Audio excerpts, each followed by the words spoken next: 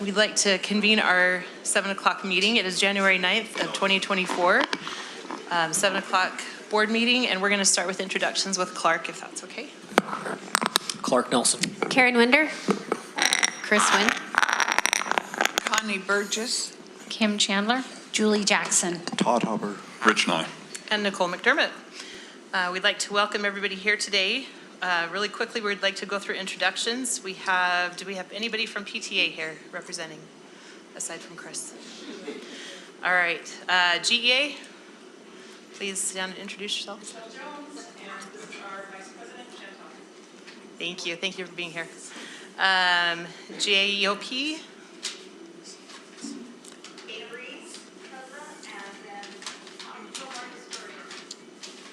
Awesome, thank you so much for being here. GESPA, they are joining us online, correct? They chose to stay away because of the uncertain weather. Middle managers, and that I see Granite Education Foundation. And I didn't see any elected officials, but if there are any, please let us know. All right, thank you. Thank you all for being here. We're gonna go ahead and move on to the Pledge of Allegiance. Andy Miller, who is the intern assistant principal from Kennedy Junior, will lead us in that.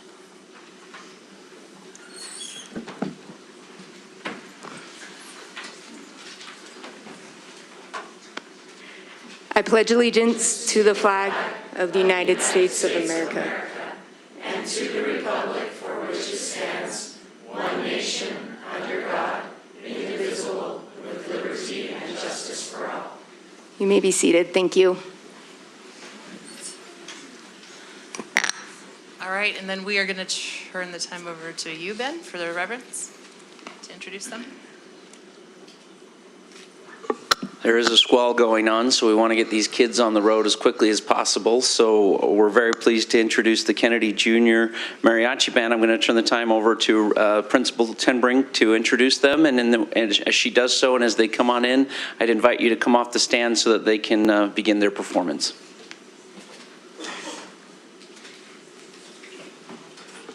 All right, so I'm Robin Tenbrink. I'm the principal of Kennedy Junior.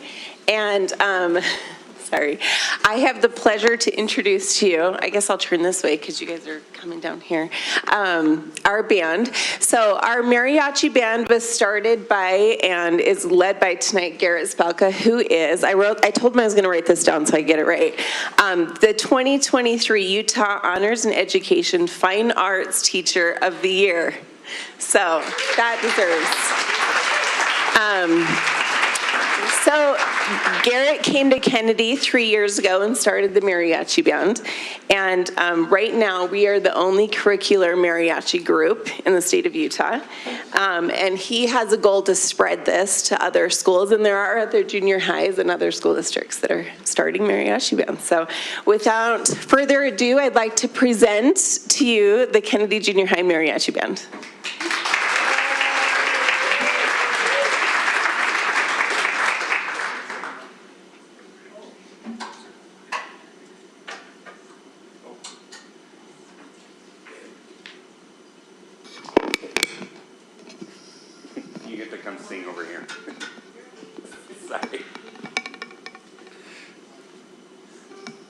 Hello. Oh, yeah, that'll pick you up great. All right, here.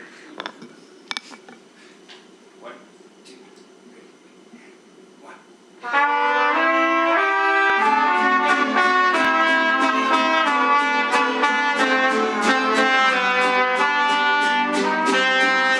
Cerca del mar, yo me enamoré y como la luna la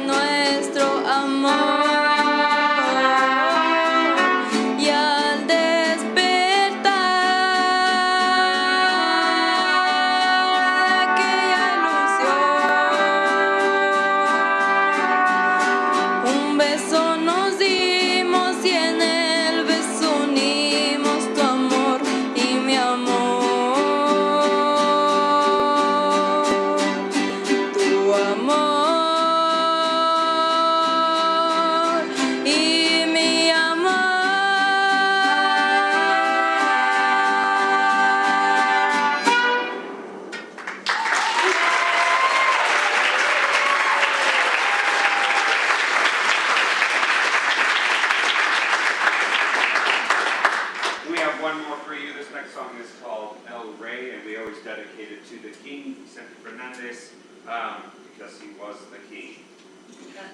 If you know mariachi, then you know. Ready?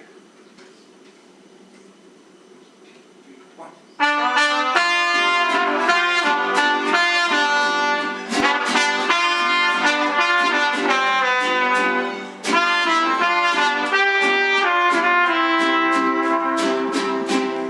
Yo sé bien que estoy afuera, pero el día que yo me muera, sé que tendrás que llorar. Llorar y llorar. Dirás que no me quisiste, pero vas a estar muy triste y así te me vas a quedar. Dinero y sin dinero, hago siempre lo que quiero y mi palabra es la ley. No tengo trono ni reina, ni nadie que me comprenda, pero sigo siendo el rey.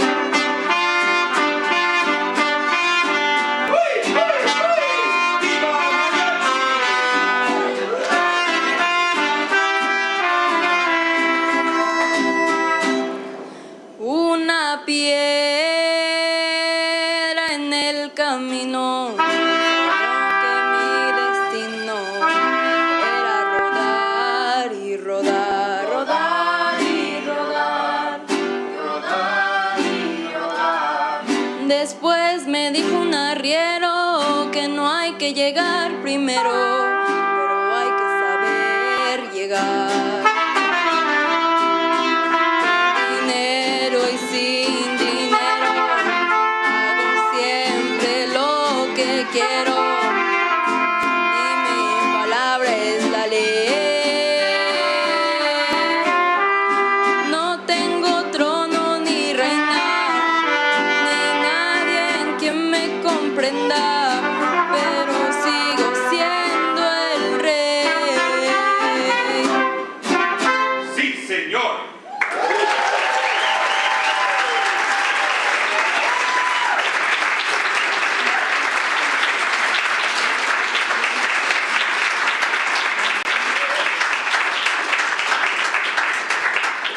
Thank you so much for the opportunity. We are so excited to hear about programs like this, specifically spreading, to my knowledge, Jefferson is starting one next year. So we're so excited that it is spreading in Granite and hopefully will spread from there. Thank you so much.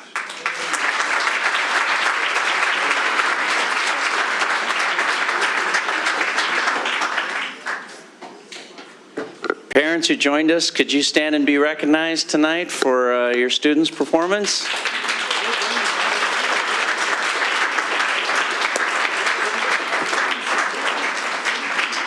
We'll have that video up on our social media later today or tomorrow.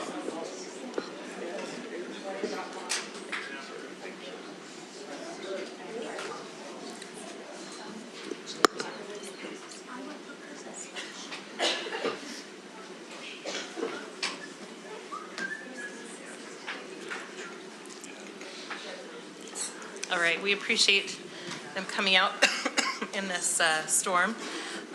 We've had a suggestion to postpone our Good News Minute just so that we can get our recognitions and get our people out of here. Well, there's a storm outside, so if there's no objection to that, we'll just move on to the recognitions. With that, then, we'll move on to our first recognition, which is our annual traveling trophy presentations for our high MGP schools. So I'm going to turn the time over to Dr. Joan Bramble to make those introductions. Thank you, Superintendency and Board, for the opportunity to be here tonight. And we are going to be recognizing some outstanding schools and their ability to get kids to make incredible academic growth. So we have some schools that are recognized for this academic growth. The state provides a growth calculation by comparing the performance of individual students on the end-of-year assessments with other students who scored similarly.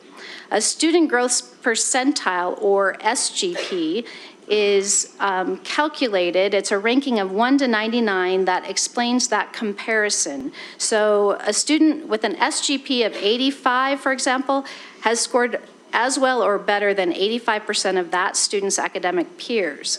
A percentile ranking of between 35 and 65 would be considered moderate growth, while an SGP of 66 or above would be considered high growth. So these individual SGPs are all lined up, lowest to highest, to arrive at a median growth percentile, or MGP, and that is what we're using to explain the growth at the individual school level. So tonight we have 5 elementary schools, 2 junior high schools, and 1 senior high school that are going to be recognized for their high MGP.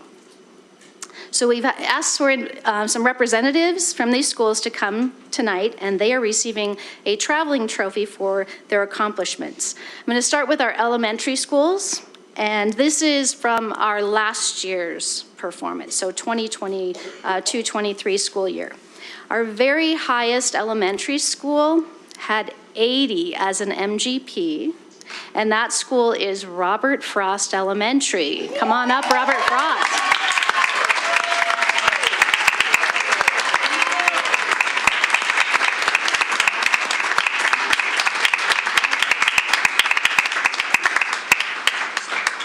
Hopefully understanding how that's calculated helps you recognize what an amazing feat that is. So nice job, all of you, as a team effort. Good work.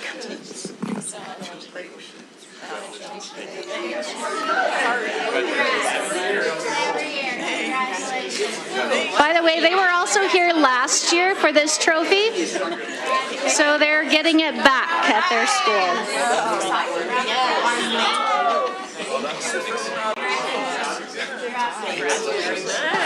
Kara. How are you? Snow couldn't keep us away. Yeah, that's right.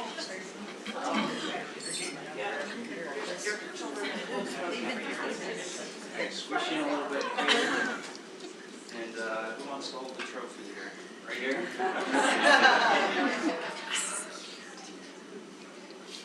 Sorry, we get more sense for me. Yeah. Okay.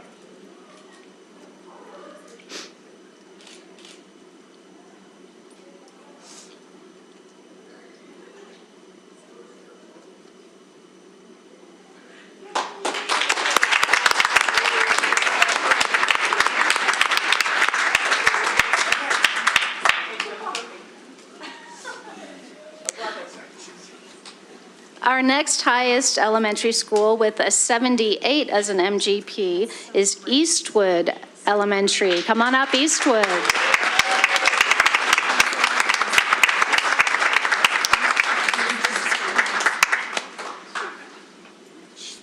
Eastwood. You can go back. That'd be a deeper. Thank you. Congratulations. Congrats.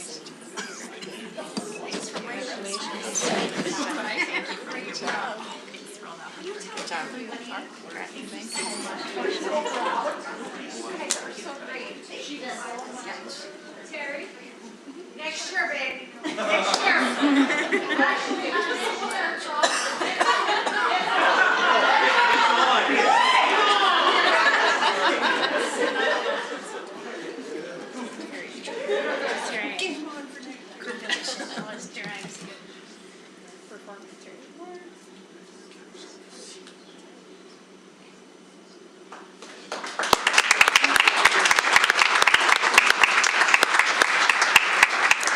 Our next highest elementary with 72.5 MGP is Cottonwood Elementary. Come on up, Cottonwood.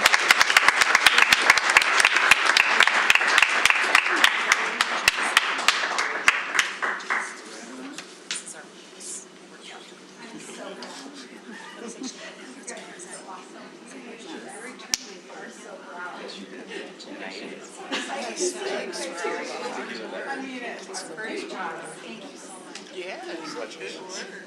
Congrats, that's Thank you so much. Congrats. Congrats. She says she's wearing Perfect. Congrats. Congrats. Thank you.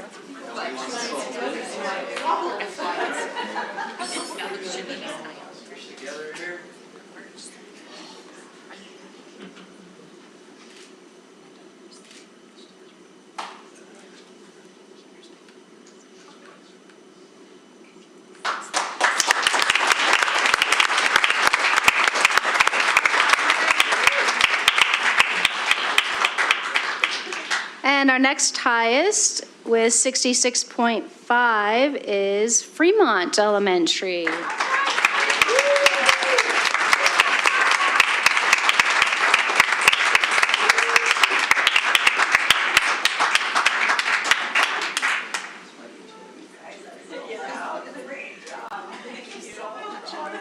Thank you. You worked hard. Congratulations. Yes. Congrats. So good to see you. Congratulations. Thank you.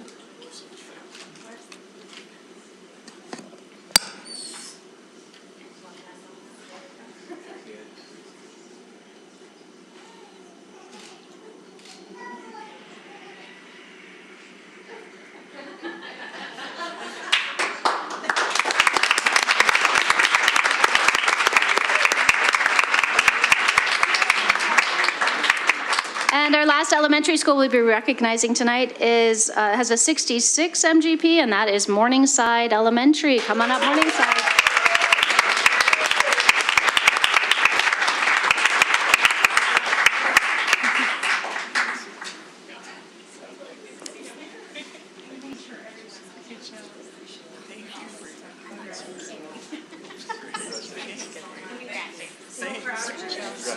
Congratulations. Congrats, congrats. Congratulations.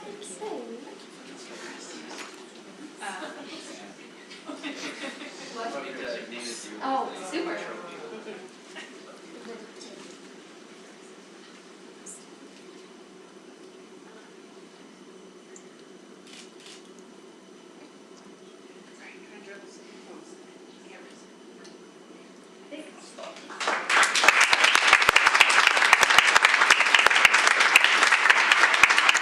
And next we'll be recognizing two junior high schools that were at the top of our list. First, Churchill Junior High with 57.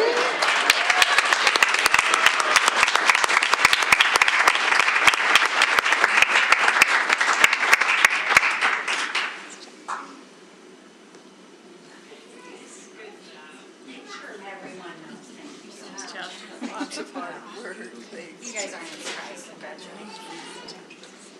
Just as serving a dual role. Congratulations.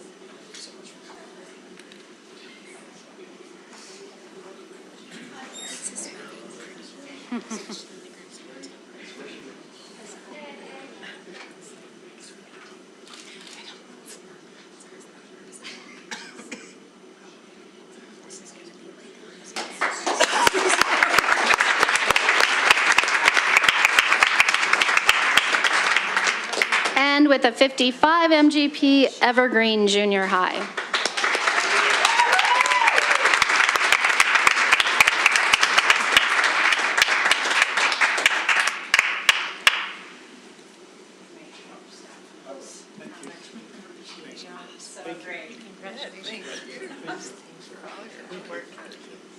Thank you, guys. Thank you.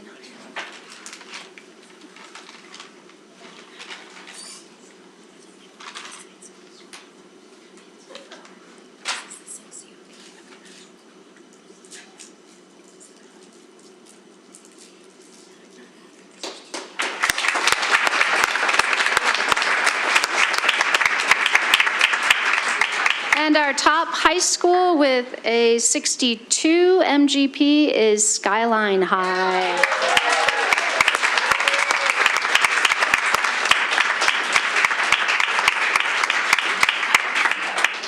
Where are they?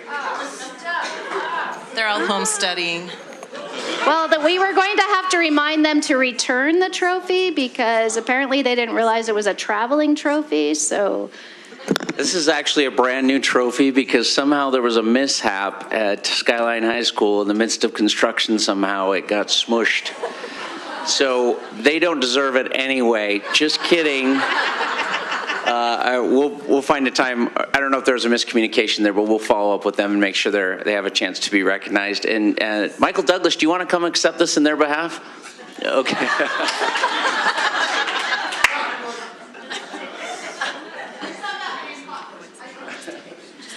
Thank you again, Board and Superintendency, and thank you to the schools who came out.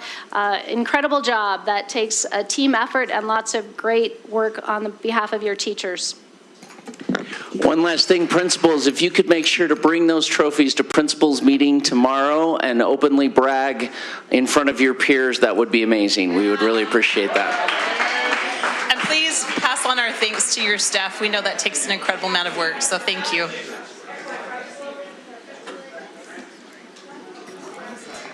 And drive safe. Please.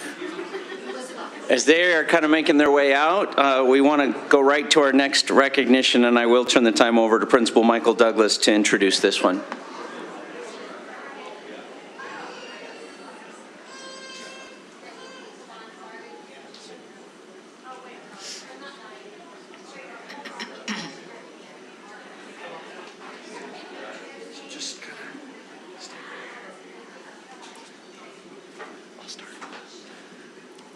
It's with my great pleasure to be here this evening to recognize one of our seniors at Cottonwood High School. This is Elliot Payne.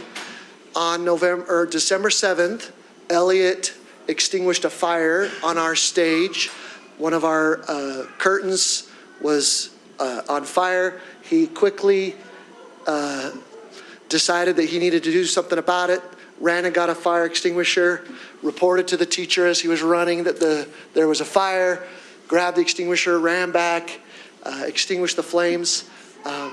He's a hero. We wanted to make sure he was recognized. When I called Elliot to thank him for putting the fire out, he said, well, I'm an Eagle Scout. That's just what we do. So thank you, Elliot. You want to, this is Murray City Fire Chief.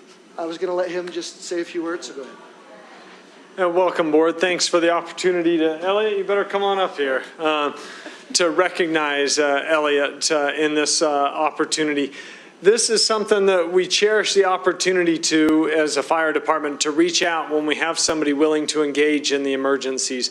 Not always is it the safest opportunity for people to engage, but in this case, he really truly recognized that those extinguishers throughout your district are so important, that your smoke alarms, your fire alarms, and so forth, clear throughout every part of fire prevention is one of the key elements that you guys provide as a board in some of those safety measures for your students and for your citizens that utilize those buildings. And in Elliot's case, it really proved to be the case that night. If you take yourself back to those auditoriums, if you think about it, those roofs up on the auditorium, you're looking at, between 60 and 70 feet of distance, and oftentimes to bring those curtains up to those levels. Well, there's nowhere for those smoke alarms and those heat exchanges up there to actually recognize the fire as quick as a human can. And that's where Elliot came in, is the keen awareness of these students.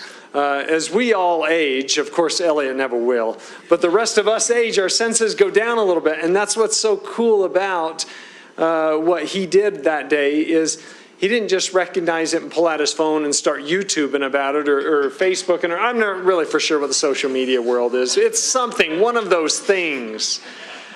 But he actually said, you know what? I need to grab an extinguisher. And I need to notify somebody. We were notified through a pull station in your front office, which that made the transition. So along with Elliot, I want to thank the office staff as well as the teachers at Cottonwood High School for the quick notification. To give you an idea, a fire typically doubles every minute in size. And these guys had an extinguisher on it within 1 to 2 minutes. And so that really shows you the reduction of the damage within your school there up at Cottonwood. And so with that being said, we bring up a small recognition from the fire department as well as we have a district recognition. So I'm going to hit, if it's okay, our recognition of the fire department. It's a special recognition of a coin. The coins date back in the fire service quite a ways. It's actually just an emblem of a Maltese cross. And the Maltese cross, if you go back, it's the Crusaders' days. And truly what it was to protect your brothers and sisters in harm's way. And that is what Elliot did. And I just want to give him this coin and say thank you very much. We really appreciate it. So with that, I'll turn some time back over. Elliot, you have some guests, some family here to recognize this great accomplishment. Will you just have them stand up and tell us who they are tonight? Oh, I'd love to. I have my family there. My aunt, uncle, cousin Hayden, my grandma. Hi, Grandma. Thanks for putting up with me for 4 years. But I'd really like to thank my scout leaders, Fred Kingston and Eric Christensen. There you go. They were truly the ones that have taught me to, if I see fire or hear fire, to run towards it and not away. And I'm very appreciative of that. Thank you. Oh. And Mr. Wilkinson's wherever he is. Oh, hi.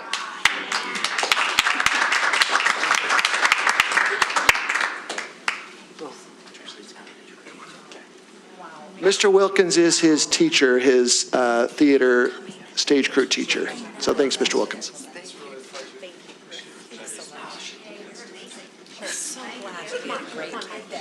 And it should be mentioned that another amazing part of this is that he knew how to operate the fire extinguisher, because a lot of people may know. I don't think a lot of people know. So there is one other mechanism or mention that we actually have an award from the district, from Cottonwood High School for the Elliott. And this has a code. So something really neat.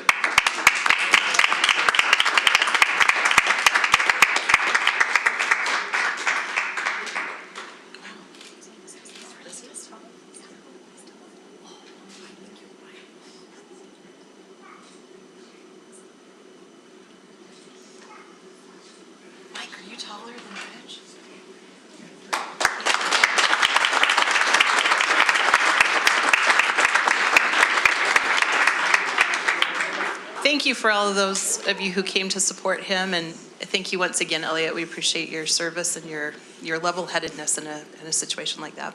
Thank you. All right, we're going to move on with our agenda. We have a granted elected officials participation time. Not having seen any, we're going to move forward with that. We didn't have anybody sign up for patron participation time, which means that we will move on to our consent agenda. And I will entertain a motion. So just a point of order. Before we go on the consent agenda, I would like to make a motion to remove just the Mill Creek RDA piece for a separate vote, just because I have a conflict of interest there, as stated in last month's meeting, and I would love the opportunity to abstain on that vote while still supporting the rest of the agenda items on the consent. So I so move that we remove just that one thing. Okay, so it's been motioned that we remove the REA from the consent agenda. Is there a second? I'll second. Right, we have a motion and a second to remove the REA from our consent agenda. Any discussion or questions? All in favor, please say aye. Aye. Aye. Any opposed? All right, so then that is separated from our consent agenda, and then I will entertain a motion about the consent agenda. Move to approve. Second. All right, I have a motion and a second to approve the consent agenda. We've had this for several days. Are there any questions or any discussion? All right, all those in favor, please say aye. Aye. Any opposed? All right. That passes. We will then go back to, we're going to return back to our Olympus Hills Community Reinvestment Area Agreement. This is the one that we heard last year. It was last year. Well, it was last year, actually. I wasn't here.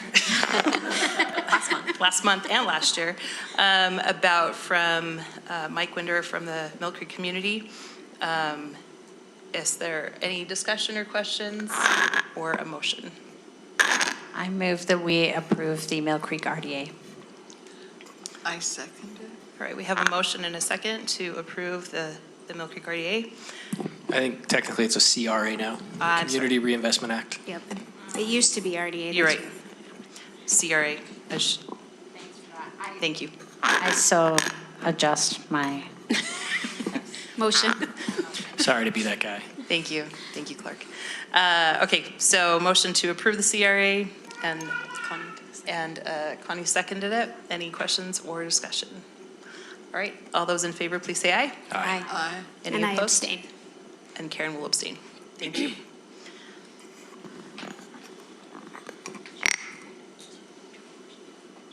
All right, yep, we're going to turn the time over to John as we have some administrative appointments to take care of real quick.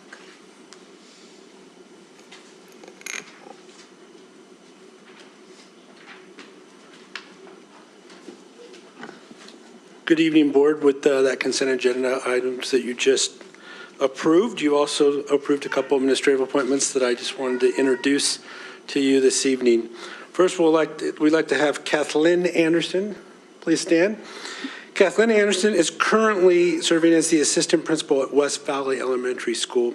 Previously, she was the assistant principal at William Penn and Arcadia Elementary Schools.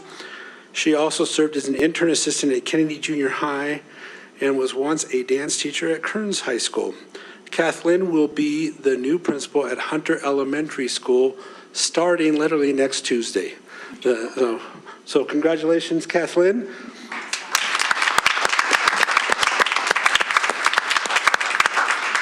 Kathleen, who would you like to recognize with you here tonight? So I have my husband, Taylor Thomas here, and then my little boy is here too. I'm really excited, so thank you for this opportunity. And look how cute he is. I'm actually talking about her son. I'm sure her husband is too, but he has been a trooper. He's been here for a while, and he's been great. So thank you so much for being here this evening. And by the way, you guys get to leave shortly. So thanks for being here. Congratulations. Next, we'd like to, Next, we'd like to introduce you to Darren Johnson. We'll have Darren stand. Darren was most recently serving as the superintendent of Nyssa School District in Nyssa, Oregon. He has been an elementary principal in Nyssa School District and in Provo School District. He was also an elementary principal in Germany on a U.S. Army base.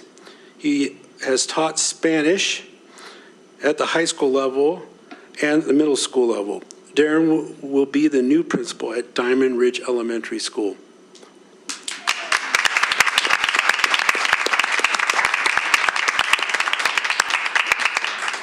Darren, did you bring anyone with you today? My wife is not able to be here tonight. She's still back in Oregon. We're working on the move here. It's actually the part of Oregon we live in is right on the Idaho border, not far from Boise. So it's not typical part of Oregon you think of. One of our best friends that has been like an aunt to our children and a good friend to us is Nanny Gowan. She's actually a retired teacher from the Salt Lake City School District. Lives here in town, and she is my host until we get the movement. We're really glad to be here. Well, welcome. Thank you for coming this evening. Darren will actually be starting tomorrow. He's going to be working alongside of Andy Carbaugh. And Andy, just an FYI, has actually had a desire to be a high school assistant principal, so he'll be starting his new journey starting next Tuesday. And then, as I should probably let you know as well, that Dave Everett will be serving as the assistant principal at West Valley Elementary School. I also just want to say real quickly that, just because there might be people listening, that we plan to appoint the Taylorsville principal in the spring when we make the other administrative appointments. Dr. Muse has graciously agreed to finish out this school year. So there might be some people out there wondering, what are we doing about Taylorsville? And so I just thought I'd mention that tonight as well. Thank you. Thank you. Thanks, John. All right. We're going to go ahead and move on to our information items. We have annual assessment report for 2022-2023 school year. Dr. Bramble, you're up on this one, right?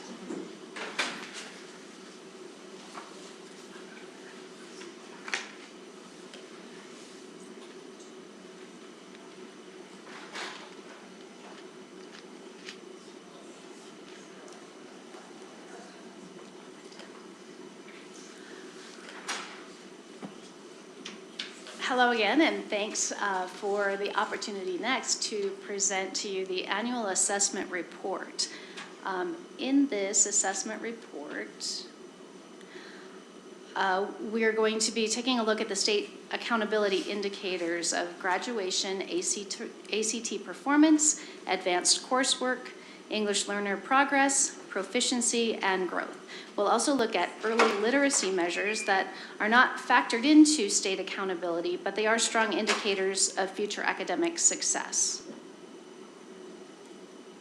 So if you recall, our state accountability system includes proficiency, growth of the lowest 25%, and English learner progress at the elementary and middle school levels. And then at the high school level, we also add high school graduation, ACT performance, and advanced coursework.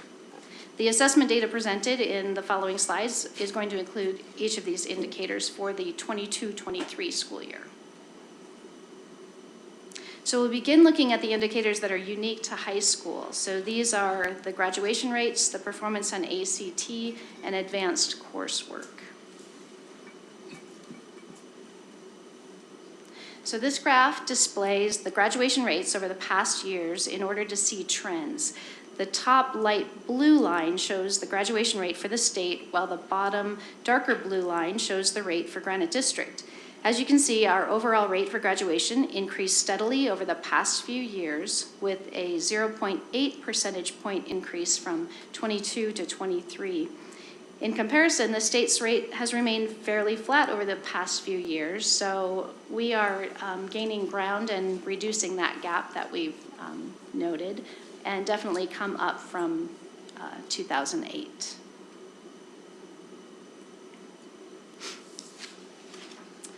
One of the Graduate of Granite strategic goals is to increase graduation rates yearly by 1%. So our increase from 2022 to 2023 was really just shy of that goal, as we increased 0.8% in that increase.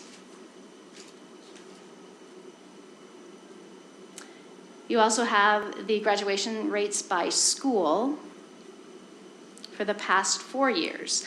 And of note here, as we look across, Cypress increased from 80.2% in 2022 to 84.3% in 23. Olympus also showed a nice increase from 89.7 to 93.8. And Granite Connection High is also a great example of a school that's on the rise for the past couple of years, and this year increased to 42.6%. As I spoke with the principal there, I think some of that is due to some changes that were made in the way in which the students are taking some of their credits. So they've done some shortened versions of more, I guess, condensed coursework, which I think has really helped those students to be able to be successful and reach that goal of graduation. Are you talking about the mini terms? Yes, it's like a mini term. That's great.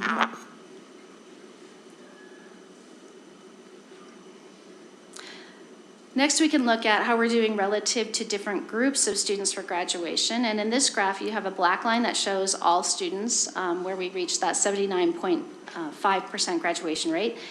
The next line below that, the purple line, shows our economically disadvantaged students. The dark blue line is our English learners, and the lighter teal color is students with disabilities. And I think of note here is that all of our groups increased across each of those specific groups. And we also look at these rates based on race groups. Here we can see increases across all groups, with the exception of Pacific Islanders that showed a slight decrease in light purple, and American Indians shown in dark purple, that they also decreased after some pretty significant increases from the past 2 years.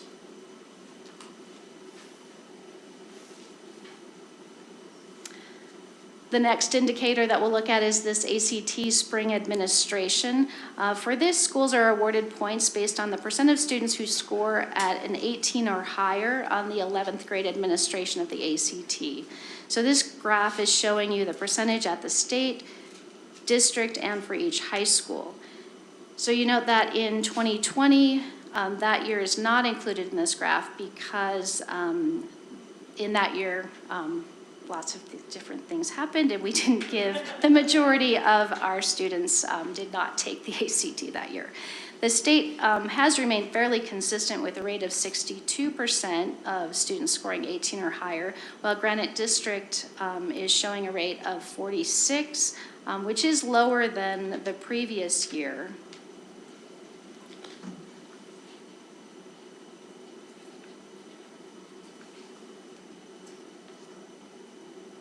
If there's any questions at this time, I'll just keep going through this graph is showing you a breakdown of the different areas that are assessed on the ACT and the average scores for those areas. So here you see a composite score, the English score, reading score, math, and science score, again over several years. And I think to note here, we've got some overall downward trends in those scores since 2021. Our third indicator that's unique to high schools is the advanced coursework indicator. So this is the percentage of students who have earned a C or better in advanced courses. That includes AP, IB, or concurrent enrollment, or those who have completed a CTE pathway. This is based on a cohort of students that represent the graduation cohort from the previous year. So for example, the 2023 percentage is based on the graduation cohort of 2022 and their advanced coursework. And here we're seeing a nice increase over the past 3 years in those students taking and getting a C or better in those courses. Dr. Bramble, can I just, looking at these, I'm wondering if you have any insight, because looking at like the graduation rates and how either they've stayed the same or, I mean, there's some schools that have gone up, but as you look at the graduation rates by groups, none of them fell. So why are we seeing a decrease in any of those? Is it,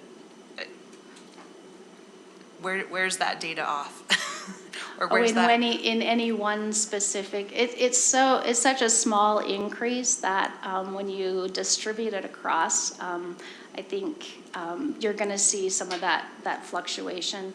I will say we've done a better job, I think, of being able to track some of the clerical errors that have really helped our graduation rate too, where we've got groups over the summer at the schools that are really helping to track down some students, because as that 4-year cohort includes any student that started in 9th grade, it becomes easy to lose track of some of the students as we look at how that graduation rate is calculated.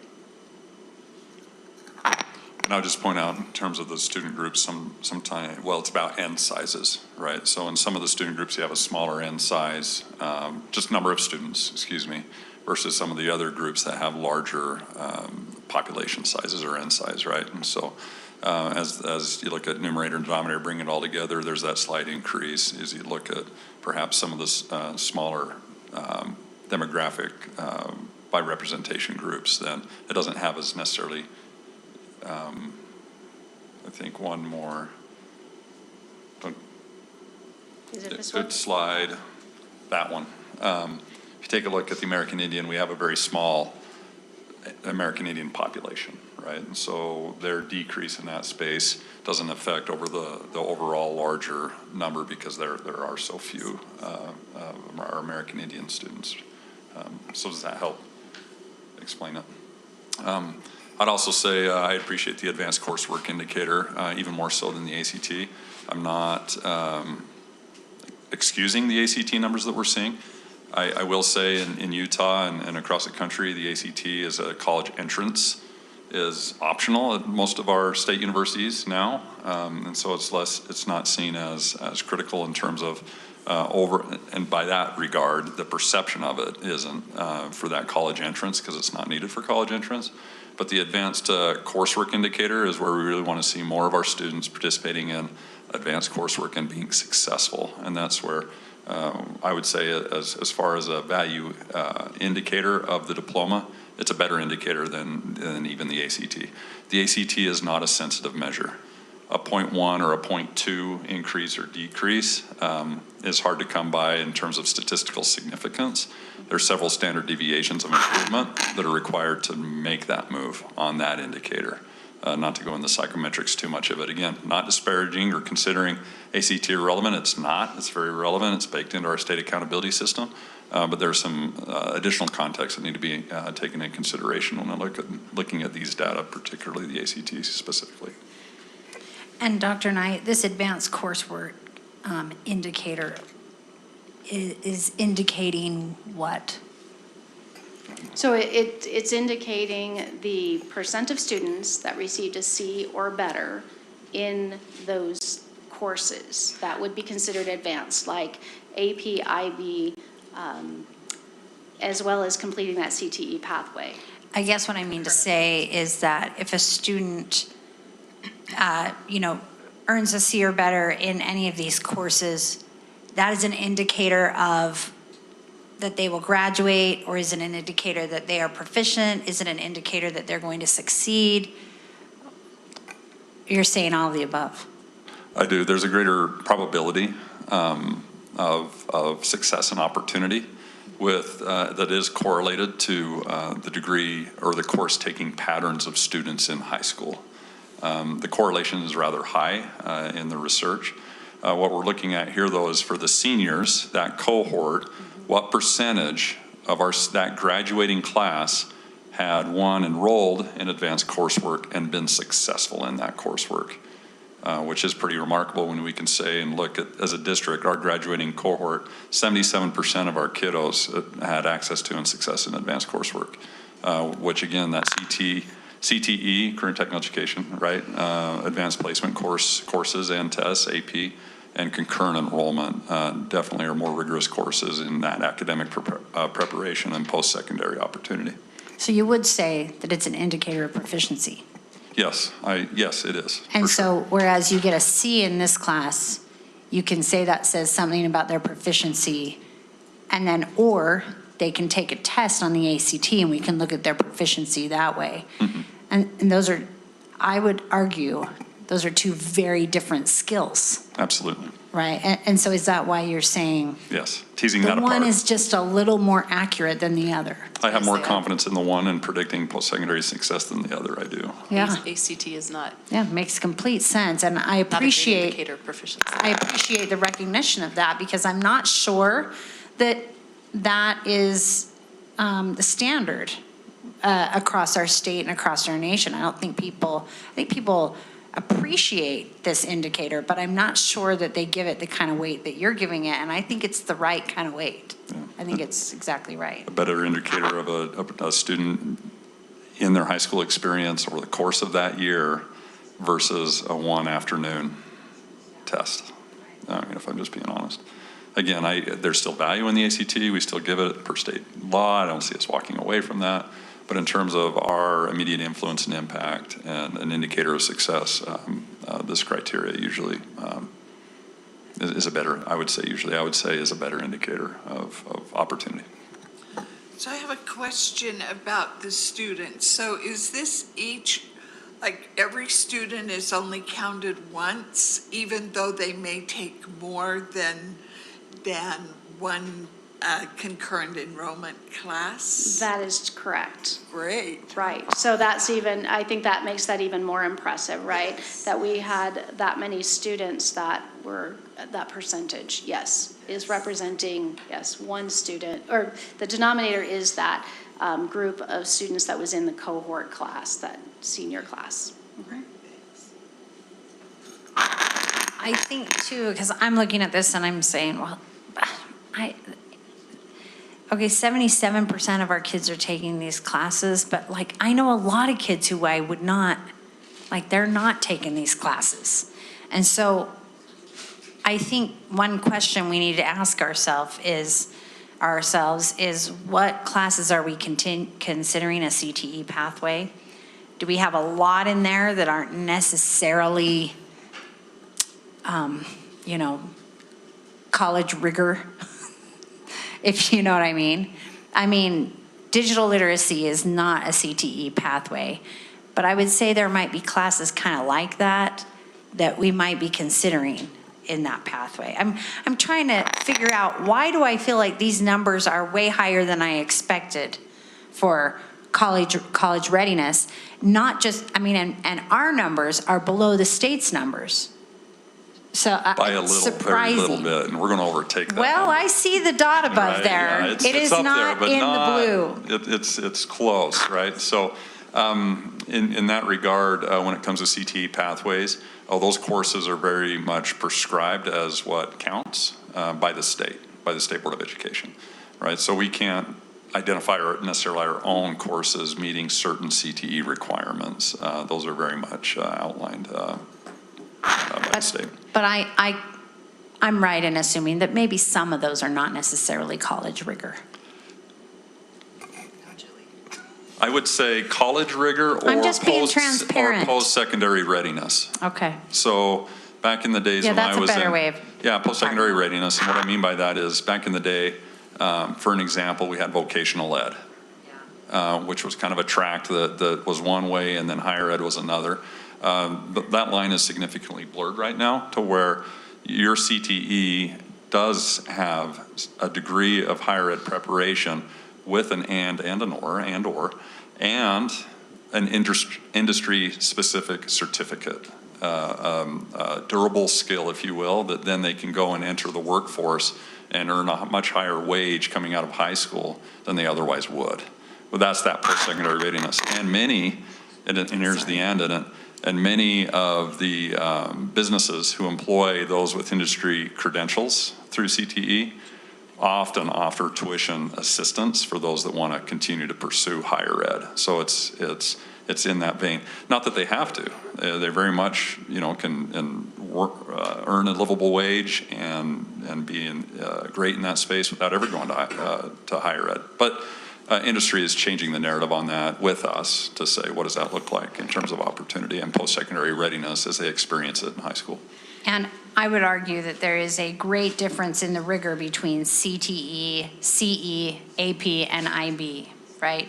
It would be interesting to see this blue and see how much was each of those areas, because, whichever one we identify as the most rigorous kind of, because some kid will take both an AP class and a CTE class, so I'm saying give them credit for the AP because I think it's harder. I would be interested in seeing how many are taking the higher rigor classes, although I also just appreciate the total number. But I would be interested to see if this is weighted to the CTE pathway. Can I ask just a clarifying question, Julie? So help me understand, when you say because our number looks good, maybe the rigor isn't there, can you help me connect the dots of? I'm trying to. Of what you mean? Yes. I'm trying to wrap my mind around that.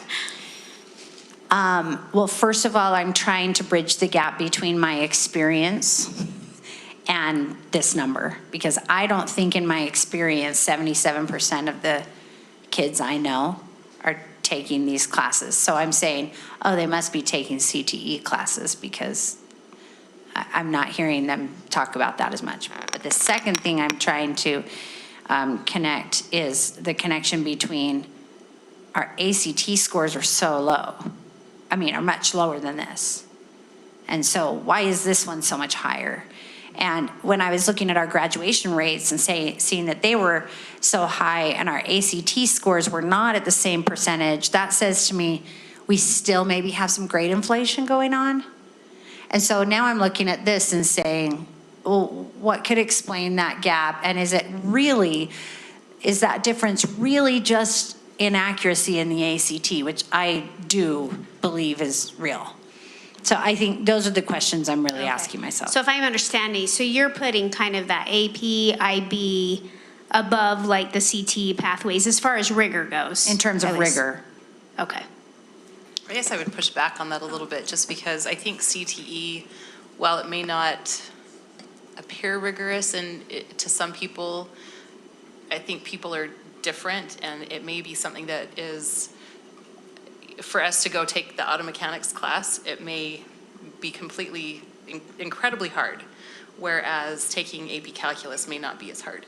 So I think it just depends on the child as well, that we challenge and we meet the child where they are and where they need to be and give them that path. And I think that's what the CTE is.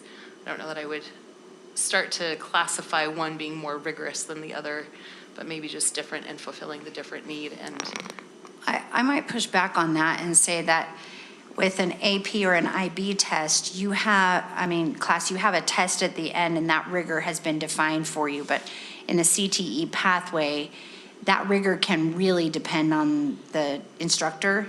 And so I would agree that there are likely many CTE pathway classes that are equally as rigorous, but I think you have more room for variability in the CTE pathway. And I also, just in my experience, I know that that's an area that I really appreciate, because I think people are more likely to bend to the child and meet individual needs.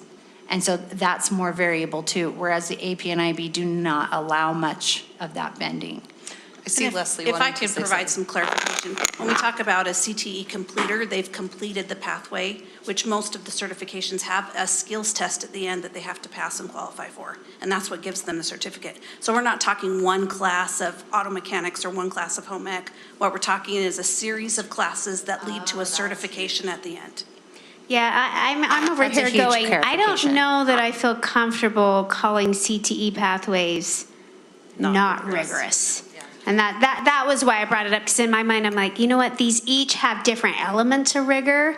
And some may argue CTE is more rigorous because there's a bigger path. I mean, they are literally on a pathway where it's multiple courses, whereas an AP class, maybe you have one hard AP class, that's only 1 year or 2 semesters. Well, and normally you have to demonstrate skills at the end.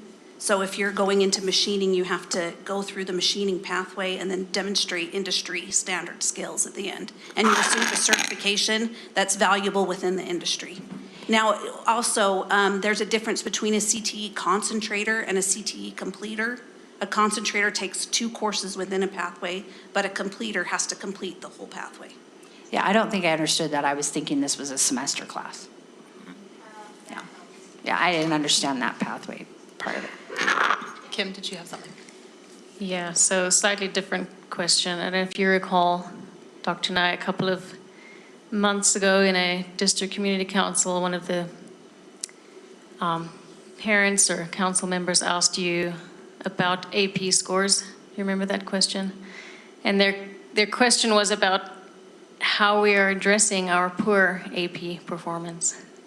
And I'm not seeing it in these numbers because it's lumped in with other things. Is that a data point we can see separately and to understand more about why there's concern on AP specifically? Yeah.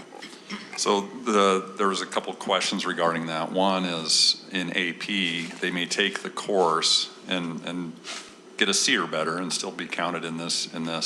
Students may also choose to either take the AP test or not take the AP test, even though they were in the course. And so some of it is, and we can do a data visualization of it, no question, but some of it is how many just took the course and did well in the course, how many opted to take the test versus how many opted to or not take the test, and how many opted to take the test and then still didn't get a 3 or above on that test, right? And so we can do that. So we just, we can prepare a data visualization for the board to demonstrate that.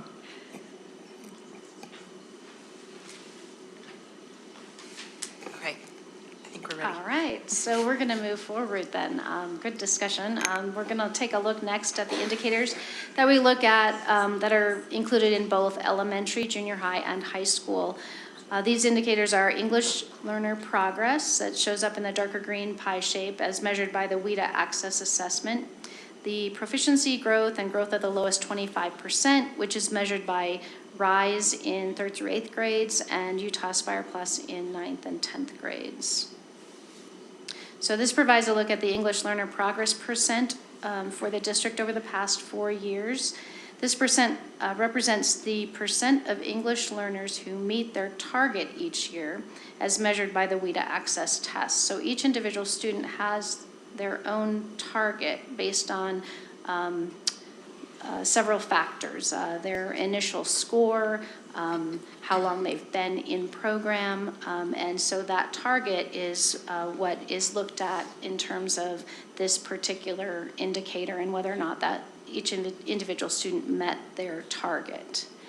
So this chart shows 4 years of data and is separated into K-8 and high school students. So noticeable here, you see decreases from the 2022 school year to the 2023 school year at both the K-8 and the high school levels.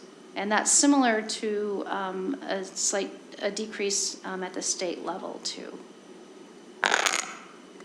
Can part of that be that by the time they get to high school, they are so sick of taking that test over and over and over again that they say, I administered it in a different district and it was like pulling teeth to get them to come down and take that test? That absolutely is a factor. And the test, it becomes harder to score well and to meet proficiency the older the student gets when they take the WIDA test. So that is a component why we definitely see that difference between K-8 and high school. What happens if the kid is not there to take it? Does that go against the score or for the, where does that happen? It's not calculated It's not into this. Okay. Right.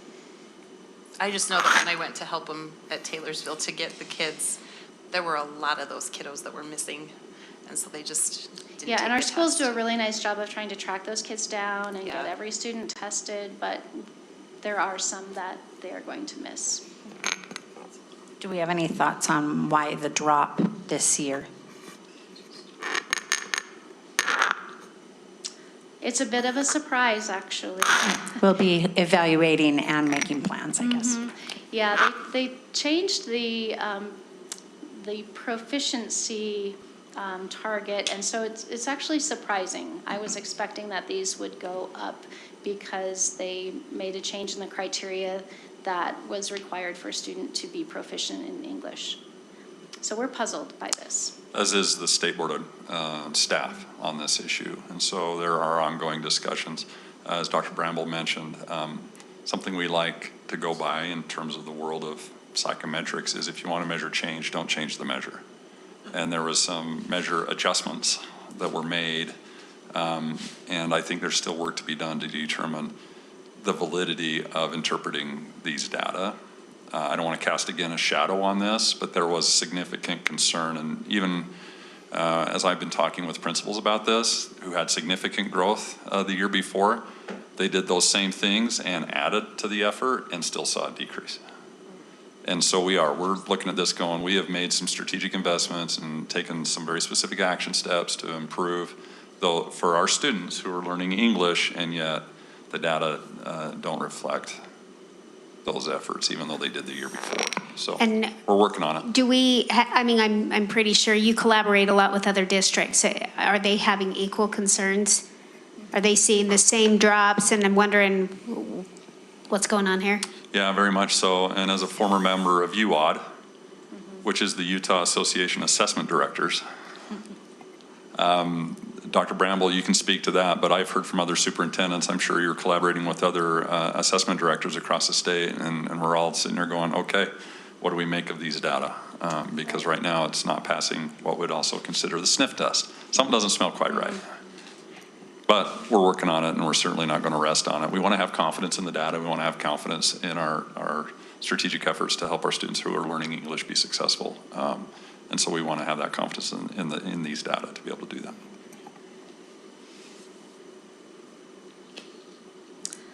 All right, the next section we'll look at proficiency, and it's measured in 3 different areas. We have English, language arts, math, and science. So this chart is showing you by grade level performance from 3rd through 10th grade for English language arts. You can also see the results from the past 3 years of data. So you've got a darker bar that shows last year's 2023 result, and then the black dot again is the comparison to the state level data. So here of note, we are seeing a lack of growth in between 22 and 23 in 3rd through 6th grades, and then a slight increase in 7th through 10th grade.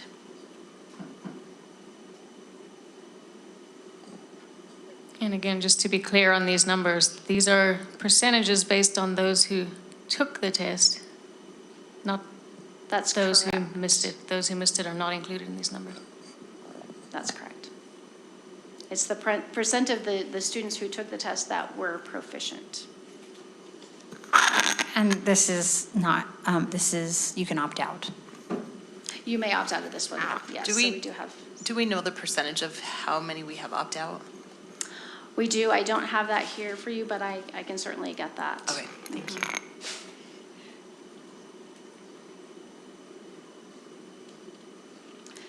And our math data is next. In a similar way, we see slight increases here at 3rd through 4th, as well as 7 and 8, and then some more stagnant results in the other grades when comparing 22 to 23. See, Karen, these are the numbers that make me, that I'm trying to bridge the gap between these numbers and that, whatever the AP, CTE, all of that, those classes. Because this is very different from what that would indicate, that coursework would indicate. Right. At the high school level, I would say, take into consideration the kids who are choosing those upper courses versus maybe some kids that barely get to school or don't want to be there.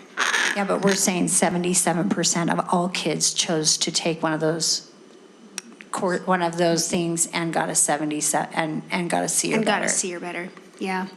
We're not saying It obviously was not 77% of the people who took those courses got a C or better.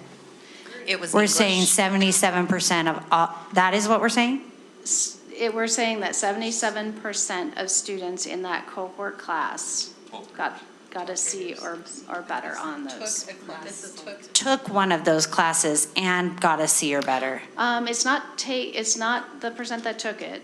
Oh, okay. I mean, we would have to look at the percentage of students who are taking classes, but it's the cohort group. The denominator is the number of students who, well, yes. So I guess I'm sorry, took it and got a C. Yeah, C or better in that course. Okay, that was my problem. You're saying out of those students who took the class, 77% got a C. We're saying in that cohort group of students. All of our 12th graders all of in our Granite 12th School graders in District. Granite School District. So 77% of them are taking one of those versions of courses and getting a C or better? Do you see my gap? Maybe. So yes, I mean, this is math. So in terms of concurrent enrollment, advanced placement, and CTE, that's where they're seeing that success. Now, this is these are math-specific courses that go up to 10th grade. I know, but ELA is 32%. Similarly, right? Well, and it's 10th grade. Right. It's 10th not grade. apples to oranges, but it just, Right, we want to see, doesn't and you're quite spot feel- on. if we're going to increase our graduation rate and we're going to increase the number of our students participating in and having success in advanced coursework, we also need to see an increase on these data as well. And that is part of our strategic plan. Because that 77% is something to celebrate to me, but this isn't. And they are both saying they're both measuring the same thing. Ish. So CTE concurrent enrollment I will agree are different with ish. classes. This is a math class. Yeah. So yes, and some context. Yes. Because that student could have taken any class in their experience in high school. This is measuring. Well, but it just likely math, has. And it really is measuring something different. It likely has either ELA or math, or we expect it to have one or the other standards being taught anyway. There's a CE class that's a semester class that fulfills a CTE requirement that is it's concurrent enrollment. That wouldn't be considered a math or ELA. I'm sure you do use some in there, but I mean, there's a lot of concurrent enrollment classes that I think would qualify under that other number that kids can take that maybe don't, like history. I guess in that case, then I'm saying that I'm not sure that taking those courses actually does measure proficiency. Because if it did, then this would be similar. It would be closer. I'm just disturbed. Can you see? I'm just disturbed tonight by these numbers. As are we, right? So you won't hear myself or anyone excuse or think that these percentages of proficiencies are acceptable, right? That's why we show up every day, is to change these data and these outcomes. I would say the correlation between our advanced coursework and this, though, is a low correlation. There is some correlation to it. We do need to see it rise, but I wouldn't want to discount the work that occurs around concurrent enrollment, AP and IB, and also count that up to just grade inflation, right? Because so much of that does lead to either an AP test or a CTE certification that requires multiple courses, competency-based demonstration of the knowledge that they're gaining. So we do need to see these numbers rise, and at the same time, though, we can still celebrate the fact that more of our students are participating in more rigorous coursework than taking the path of least resistance. That is something to celebrate. I do think it's important to look at a student accountability system too that looks at multiple measures. If all of these things correlated and looked all the same, then that's not what I think we want to look for. You want to see success in multiple areas. And so when you look at this student accountability system, it's taking into consideration, let's look at multiple ways that we can show that our students are successful. Some of our students are very successful at this test piece and being able to show proficiency in math. And yes, I don't want to discount it, but I also want to say we want to celebrate the fact that we've got kids that are taking rigorous coursework and they're setting themselves up for success later in life. And I'd also say, in terms of, again, we own these data and we're going to work our hardest to impact them. I would say situating our data within also the state's data for narrative. When it comes to English language arts, although they're low, we've seen an increase where the state has been flat. In math, we've remained constant when the state dropped.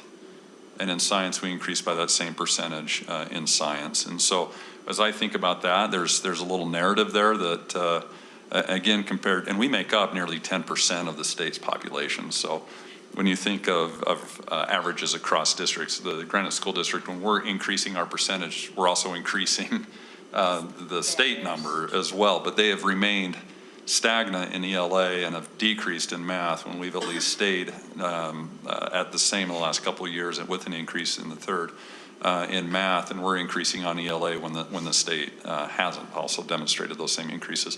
Which again, these numbers, I'm not suggesting we're there or the growth is in proficiency is as fast as we would want, but in the end we are making some improvements where within the context of the state those same improvements aren't being realized.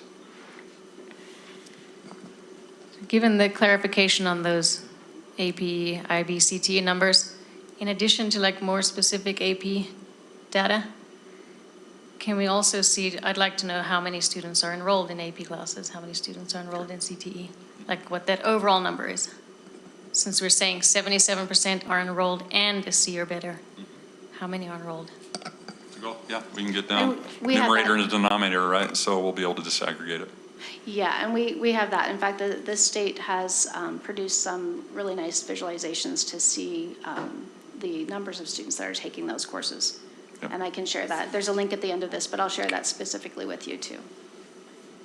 And part of the reason too is that even if a kid doesn't, this is my understanding, even if a kid doesn't take the test or pass the class, but if they are in an advanced coursework class, they are much more likely to graduate and go to college. So that is why, to me, that is a good indicator to one to throw in here and to have that be. Yeah, I think my mistake is that I'm trying to compare it to this, and I expect them to say the same thing. But I think, Joan, you've clarified this for me. We're not looking at that because you're not looking at apples to apples here. You shouldn't be saying these are all measuring the same thing. They're not, and if they were, we wouldn't need all of them. We just need one of them. And this is important to see different aspects of a child's proficiency. I think that's true. I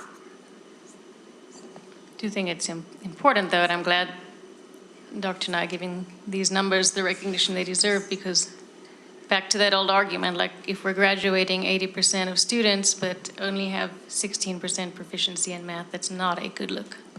So. That's hard.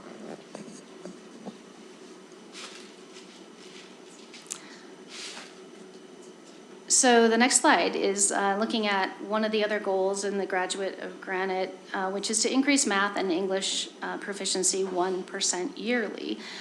For this goal in math, we did not get that 1% increase, but we did meet this goal in English language arts. Note that these are reflecting the 3rd through 10th grade altogether aggregate of the percent proficient. And again, these are not where we want them to be, but we are working on that 1% increase each year. Recently, my department was also asked to look at the impact of our chronically absent students on proficiency, and kind of looking at how does regular attendance matter with this? When we talk about proficiency, and it's included in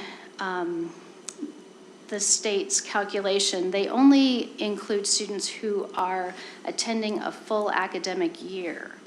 But we wondered if we looked at how would that rate look different, or our proficiency rates look different, if we were just looking at those students who were regularly attending. So chronically absent is defined as absent more than 10% of their enrolled days.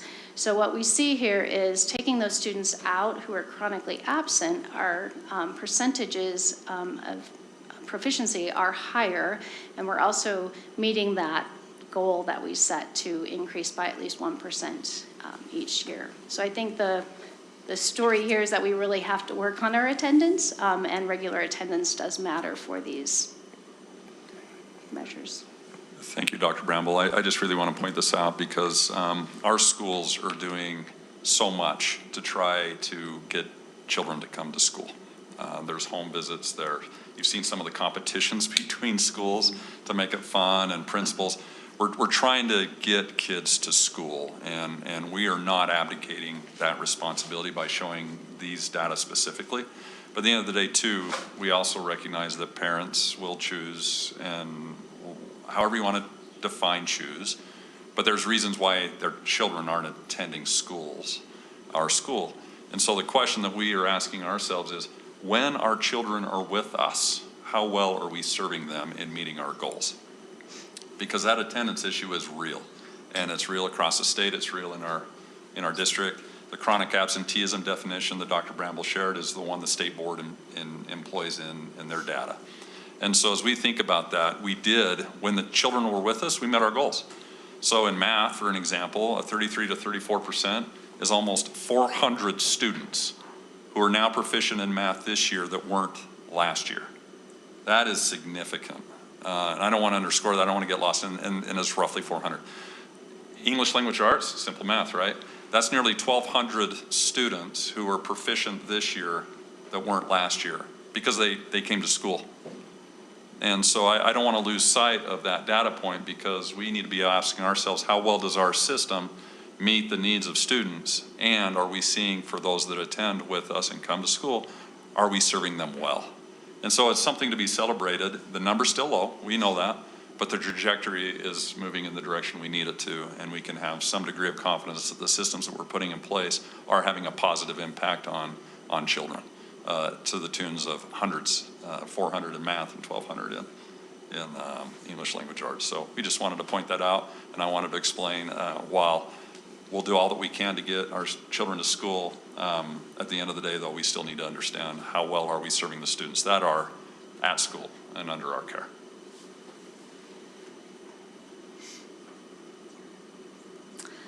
The last subject area that we'll look at is science, and here we've got science that begins in 4th grade, and these are showing a slight increase from 2022 at 4th, 5th, 7th, and 10th, and then 6th, 8th, and 9th remained pretty neutral, the same.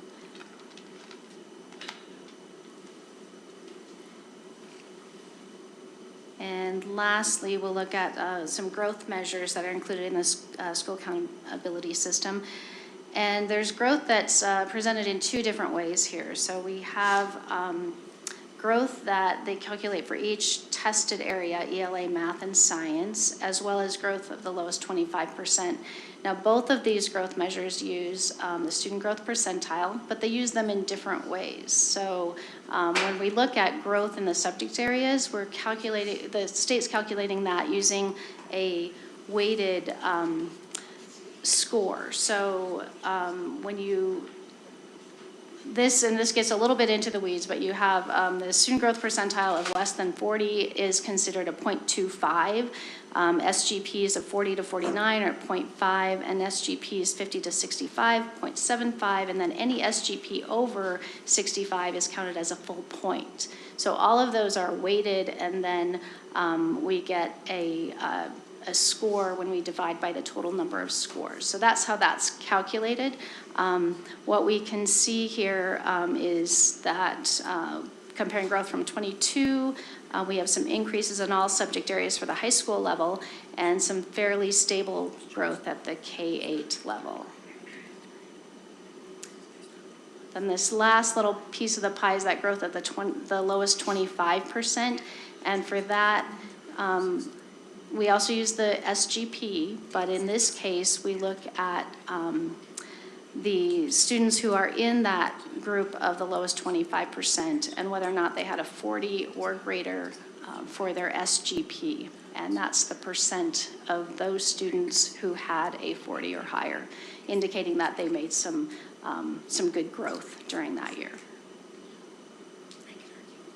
And here, as we look, our growth was greater in 2023 for both K-8 and high school.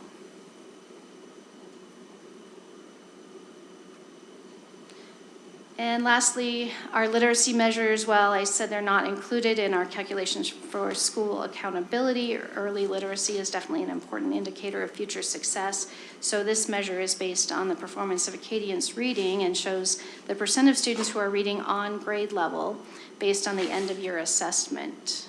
And we also look at those that are making typical or above progress from beginning of the year to end of the year. So the percent here, the state goal is to have 60 or greater making typical or above progress. So we are above that, both at the state level and the district level. Progress, is that growth?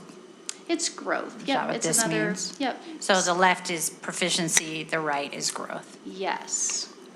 And that, yeah, that reading level to reading at grade level has been calculated in a way that can be confusing too, because it's not the percent at benchmark that you might be seeing when you look at results for Acadians reading.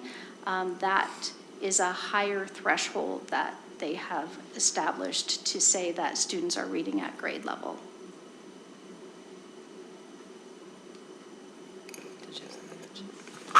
growth number is worth celebrating. Yeah. That's really great. And the only thing I was going to point out is the correlation between growth and proficiency, right? So we absolutely have to see greater growth before we can get to proficiency, and thankfully we're seeing some good growth that will, held consistent over time, will lead to greater numbers of proficiency. So it is a great, I would call it a leading indicator, leading to the lagging indicator of proficiency as being positive. Well, the last slide too, with the student growth of our lowest 25%, clearly that's also celebration that we're doing pretty well with that, so. Yes, I would say that's a great celebration. We're doing well with our students that are in that bottom quartile. How's the training with letters training? Do we have most of our elementary teachers through that? What is that looking like? You know, Rick? We do have most through, so we're running the second cohort through. This is their second year, and we'll have the bulk through, and then it'll just be a slight group continual for the next few years. The university programs are adopting the same curriculum as well, which will catch most everyone. Are we seeing this help our scores? It's probably a little early to say. But all anecdotal indicators are that it's powerful and helpful. A lot of the teachers, just in speaking to them, will tell you that. Yeah, the teachers have said that. So it's a little early though to see the results here. I think so. Okay. Yeah, because I would think that is right, but like we also saw a dip in ELA in our elementary. So like, wait, what? I'm hoping it's too early. That would be great.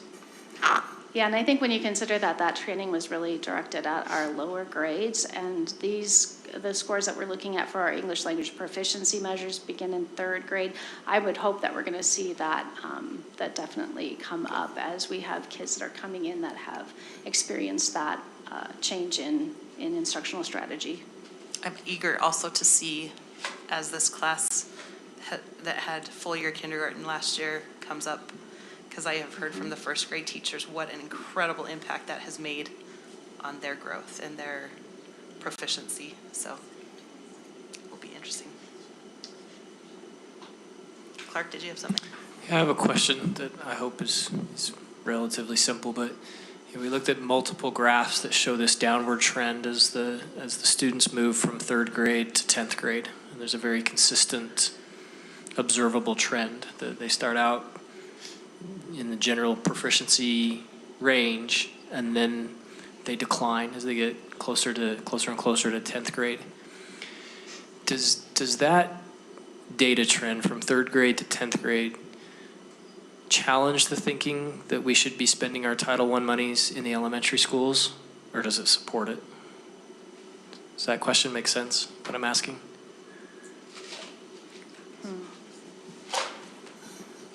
Do you want to take that? Yeah. And if you say we don't know, I'm not okay with that answer, but I understand that answer, if that makes sense, because I can't decide whether it supports it or rejects the notion, because this board not that long ago made a decision to exclusively fund Title I monies in the elementary and middle schools, and not at the high school level, and so I'm curious. Yeah. So, and we can share some of the research out there on that that shows the early interventions show greater opportunity for secondary success. What we see in the challenging of the data in every grade as the increase, or progress through the grades, the content gets harder to that end. And so the more we can create a foundation for them. Now, honestly, it would be the reverse that you would see, meaning as a child progresses through the grade levels, we would take those students that were proficient as 5th graders and just add to that numerator, if you will, from the denominator, the students that are proficient. So you'd see the inverse. You'd see actually an increase as they went through the grades. But that is something we wrestle with, is saying, how do we keep the students that were proficient in the previous grade and not let them decrease in their proficiency the following grade? And then what systems of interventions do we have to protect for that child that does? And so we are working on that. So as far as the investment in In the younger grades, the research would suggest, if they're proficient in literacy by third grade, then if they're not, I'll put it that way, if they're not, then they're 3 times more likely to drop out of high school, right? So, and we see that in our data, not only in District but our state. But then the 4th grade indicator is, you can tell how well they're going to do in math by their 4th and 5th grade, in high school by their 4th and 5th grade math scores. There's a high degree of correlation. So we do need to invest significant resources in the elementary space, and then have appropriate interventions when they're not succeeding in the upper grades. So it's a combination of both. I'd say too, Clark, the question you pose is that it's just complex. So it's difficult to isolate it. You'd have to isolate a variable and then run numbers on each of those. So for example, your duration in ELA instruction as a 3rd grader is significantly different than the duration of your ELA instruction as a 10th grader. You just have a lot more. You see this in DLI and just kind of the amount of growth that you see in the language acquisition as well. So such complexity, you'd have to isolate variables and start trying to tease it apart. And that would be a fascinating project for our data and statistics department, we'll call it, which is a stepwise regression, which takes it and pulls out what is that statistical significance by isolating the indicators along that linear regression model. And we've got great statisticians that help with that. I would be interested too, is if I'm not mistaken, the RISE, it's the Aspire Plus in 9th and 10th, correct? Correct. And that's where we see a big drop. So changing over from the RISE test to the Aspire Plus, I wonder if that's part of the drop. Would it be?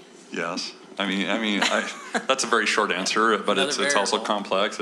Again, it's a new variable in that, and actually, the Utah Aspire Plus and those testing blueprints for that don't necessarily align with state standards entirely. But the decision was made by the State Board of Education a number of years ago to go with the ACT Aspire Plus with the intent of our students being better prepared for the ACT because of the similarity between the content areas. And so that is an issue. It is a very different measure in that space than what RISE provides. Right, so RISE is an end of course test too. You can think about it as that. So the students have learned the material and they take the test at the end of the year. That's reflective of the content that they just learned. When you get to 9th and 10th grade, you have a 9th grader in science that might be taking environmental science or biology or whatever course they're taking in 9th grade, and they're taking a 9th grade test at the Utah Aspire Plus. So it doesn't match entirely what they just were learning that school year. I also think that that progression that you're talking about, Clark, is really a great reflection of the achievement gap and how when they're in kindergarten, that gap is only this big, but in 10th grade, that gap has grown to this big. And that there may be an argument that that's why to spend it here, because this is much easier to mend than this. But the problem comes when you talk about Cottonwood High, which is where you don't have the kid back here. A lot of those kids are not in our public education system until they're at Cottonwood High. So that's, I think, why that's kind of a trickier, or why it's trickier for me to really think through it and be willing to say, no, we'll address it here, because I know there are a lot of kids who are not getting it addressed here. Yeah, that's really separate and distinct from my question, but I appreciate you indulging my question. I think one of the main takeaways that I walk away from this discussion tonight is if we're going to measure what we're trying to measure, we got to stop changing the metrics. Amen. Yes. All right. Any other questions, comments? Okay, thank you so much, Dr. You're very welcome. There is a slide at the end too that has some links that I mentioned that if you're interested in more information. Sorry, did you have? I think it's really important that we remain focused, because one of the things that we see here is we see a lot of kids who are not doing as well as they are capable of doing.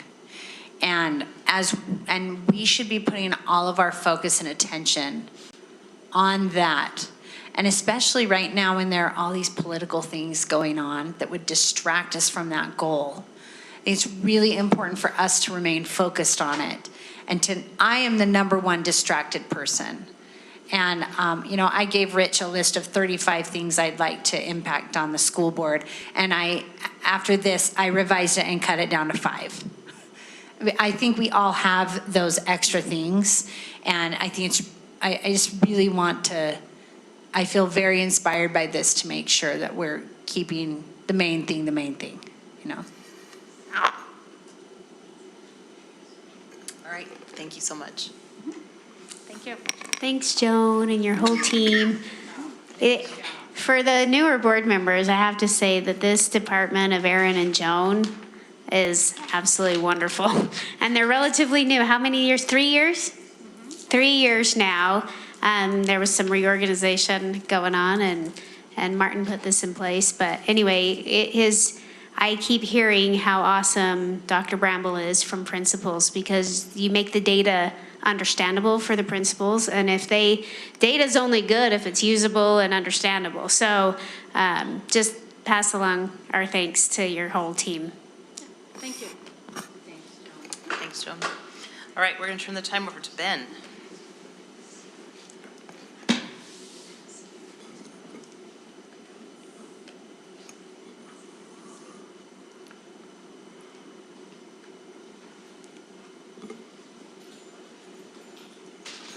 I totally love board books, Stacy. Thank you for that. Well, welcome to our annual pre-legislative festivities and celebrations, which I'm not seeing very many, but we'll go ahead and proceed. Just to give you an idea of the legislative calendar for the upcoming year, there's a couple of key dates that we like to keep in mind. Obviously, the session starts next Tuesday, on the 16th, and what we call final bill prioritization is legislators throughout the year are given an opportunity to prioritize their respective bills, so they can make specific prioritization as early as last May, and then up and through this date is their final bill. They only get a handful of prioritized bills, which means that the legislative research has to put those bills above all other bills. So those get pushed through. We do see the deadline for the base budget approval. This is critical, and this is actually a really nice feature of the Utah State Legislature. Congress is always working on these continuing resolutions to keep the budget funded and to keep government running. That's not how it works here in the state of Utah. Per the constitutional mandate, they're required to approve a budget within the first few days of the legislature, and they approve what's called a base budget, which essentially is last year's budget. So they do approve what's called a base budget. So no matter what happens during the course of the legislature, we know we're going to get funded at least to that level for the upcoming year. So if there were some stark disagreement, at least we do have a budget that is approved for the following year. Obviously that gets changed and enhanced over the course of the session, and a final budget does get approved by the end of the session. We see bill requests with appropriations deadlines with floor approval, and then on the 26th, that boxcar titles are due or abandoned. This is where we see bills that have a generic name but no bill substance. They're required to be published at this point in time during the session. It used to be you could carry a boxcar all the way as long as you wanted to, and surprise drop some language in a bill and present it on the floor second to last day of the legislature, and they've changed the rules to make it a little more transparent, which is very helpful. We do see a number of boxcars, and I'll show you what that looks like here in a second. Finally, EAC, or Executive Appropriations, takes place on Friday, February 23rd. All of the subcommittees, of which our funding comes through the Public Education Subcommittee, they do all of their work, and then the Executive Appropriations Committee actually makes the final decisions on how the budget will roll out. So that's really it towards the end of the session, and then you see the other two dates there. We do expect that we know by the 28th really what our numbers are going to look like, or have a pretty good idea of what the budget's going to look like. but that's only just obviously the days before the end of the session. So I'm going to turn some time over to my good friend Todd Hauber, who is an expert in you can stay up there. I can push buttons. Normally I would kind of go through the budget and walk through this, but now we have a great BA to help us out with that, and so he's a great person to address this, so I'll let him walk through these numbers. All right, just call me Ben too. So this is just to show you some proportionality of the state funding overall. On the left, where the funds come from, 26% comes from income tax, and that's something that we usually watch really closely. But this coming general election, there'll be a proposition on allowing the income tax fund to be used for all state purposes and not just for public education purposes. So what used to be an earmark may be lost here in the next 9 months. Another item to notice there is the 28% of federal fundings. That's abnormally high, and that's as the ESSER dollars are now moving their last year through the system. That number is usually closer to 19 to 20%. On the other side, you'll see public education again. The blue area is 26% of the overall funding of the state. If you strip out all of the non-state funding portions, that number rises to about 46%. So almost half the budget is public education from state-funded sources. If you go to the next slide, we're starting to look at the new funding. This comes from the governor's office and his budget. These are the new dollars that are coming into the state. What's of most note here is the last couple of years, these numbers on the ongoing column have been in the billion range, billion plus. We're looking at something that's now in the 500 million range with the 232 from general fund and 272 from the income tax. So we're half of where we were last year and a little less than half of where we were 2 years ago. So it's positive. We have new revenue coming in, but much tighter than it's been in the last couple of years. And then the one-time funding is significantly less. Those numbers last year were above $1 billion, like $1.2, $1.3 billion. Now we're looking at something in the 100 million range. So we're in a different environment as we move forward with the dollars. The next slide, this comes from executive appropriations. This is their accounting of where those new dollars are coming from. And I won't spend time tonight to go through the line items, but I do want to call your attention to the bottom lines. Here's the 504 million of ongoing new dollars and 135 million of one-time new dollars. That's what the legislature has to work with as they go into this session. I always love to read the small print. So if you look at the word note, at the bottom there, of the ongoing revenue, 150 million is high risk. What the Legislative Fiscal Analyst Office does is they look at the revenues and determine that the sources of money that generates the ongoing may actually only be one-time in nature. Sometimes there are wealthy individuals that manage their tax profiles certain ways. So even though it's income coming in on a regular basis, they're taking advantage of certain situations, so it's really only one time in nature. This, though, is in particular tied to the effects of the stimulus that came through ESSER. These are the last pieces of impact to the economy as those dollars work their way through. I'm going to do some quick math with you on the next page, which kind of keep track of that 150 in your mind. As the base budget bills are put together, as Ben talked about, there are certain items that the legislature or the executive appropriation sets aside. So I'm going to call out these two items towards the bottom.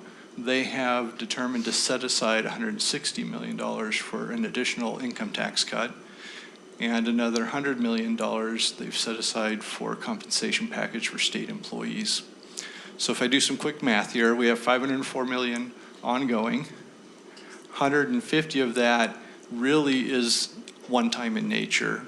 So now we're down to 350 of ongoing. If we then take the two set-asides that the executive appropriation has already adopted, it's another 260 off the 250, we're at 90 million. As we go into the session, there's 90 million available for ongoing decisions. Typically, public education gets about half of that. So our Public Education Appropriations Committee will have about $40 million to work with to fund several $100 million worth of requests coming from the USBE, from the JLC, and from their own constituencies. It's going to be a tight year. Thanks for sharing that. Every time Todd talks, I could have explained that, I want you to know, but I just learned something there I didn't know. So every time Todd talks, I learned something new. So I'm glad that he was able to walk us through those slides. I did want to present this information. This also comes from the Legislative Fiscal Analyst report talking about typical inflation. And the reason this is important is generally when we look traditionally in the 15 years I've been with the district, a 2% WPU increase generally equates to a no net budget, a zero-based budget. Like we don't have to cut anything because of inflationary costs. And if we get less than that, then we actually do have to cut something because inflation causes the rise of costs for everything. So you can see the average inflation adjustments over here. So typically that's, and last year was no different. It was really more like 4%. If we didn't see at least a 4% WPU increase, then we were going to be looking at budget cuts. And unfortunately, if you can look at this data, it's not getting much better. So we do, with limited funding, need a large WPU increase, which coincides with the JLC request, just to keep things, the lights on and people funded the way that they're currently funded, if that makes sense. So you can see this ties into what he was just speaking to. Approve the allocation of approximately 165 to implement an inflationary factor in the base budget bill. This will result in an increase of approximately 3.8%. Again, you can see this is a very, very challenging economic environment. There's a couple other items here, and feel free to chime in, Todd or Superintendent. They're looking at a number of changes to several programs that have been funded through the line item, meaning above the line, there's the base WPU amount, and then there are other items that are given direct line funding, and then we qualify for that funding based on how many students participate in that. It could be an at-risk program, in this case, the Beverly Taylor Sorensen Elementary Arts Learning Program. So there's actually a handful of programs that are under review that we actually benefit from those line items, and the question is whether the legislature will try to push those into the WPU, and then we would have to fund those items out of our WPU allocation. So there's some concerns with a number of these programs that we benefit from. Probably, correct me if I'm wrong, I think it's about $600,000 in DLI money. You can see that's number 2 right there, dual immersion. Gang prevention funding. There's a couple of the actual whole, I was in a meeting this afternoon about how that funding formula could be changed. I still think we're going to be recipients of that funding, but if that at-risk funding just gets dumped into the WPU, that's a problem because we have a significant outsized number of at-risk kids that benefit from that funding. And so that would diminish our ability to, then all that money is going to places like, Park City and Vernal where they have significant gang problems, and not like here in Granite, right? So you can see we would have some concerns about these line items being removed. You can see this summary here. I left this in the presentation. I'm not going to read it, but it goes back to that WPU piece and concerns with inflation. You want to take this slide, Todd, and explain the priorities from JLC? We've covered it a number of times, so I think we'll just let this stand as it is. These are the priorities that we'll be going into the session with. Increase to the WPU, retirement, reemployment, so which is basically post-employment opportunities. And then talking about an inflationary adjustment to the certified tax rates, which is our board local capital levies and voted board levies, so that we can keep up with inflation as we move through time. So I don't want to say that these requests were laughed at, but I think given the nature and the environment that Todd just expressed, this is going to be a challenging environment, and I'll keep saying that. Do you want to speak to this as well?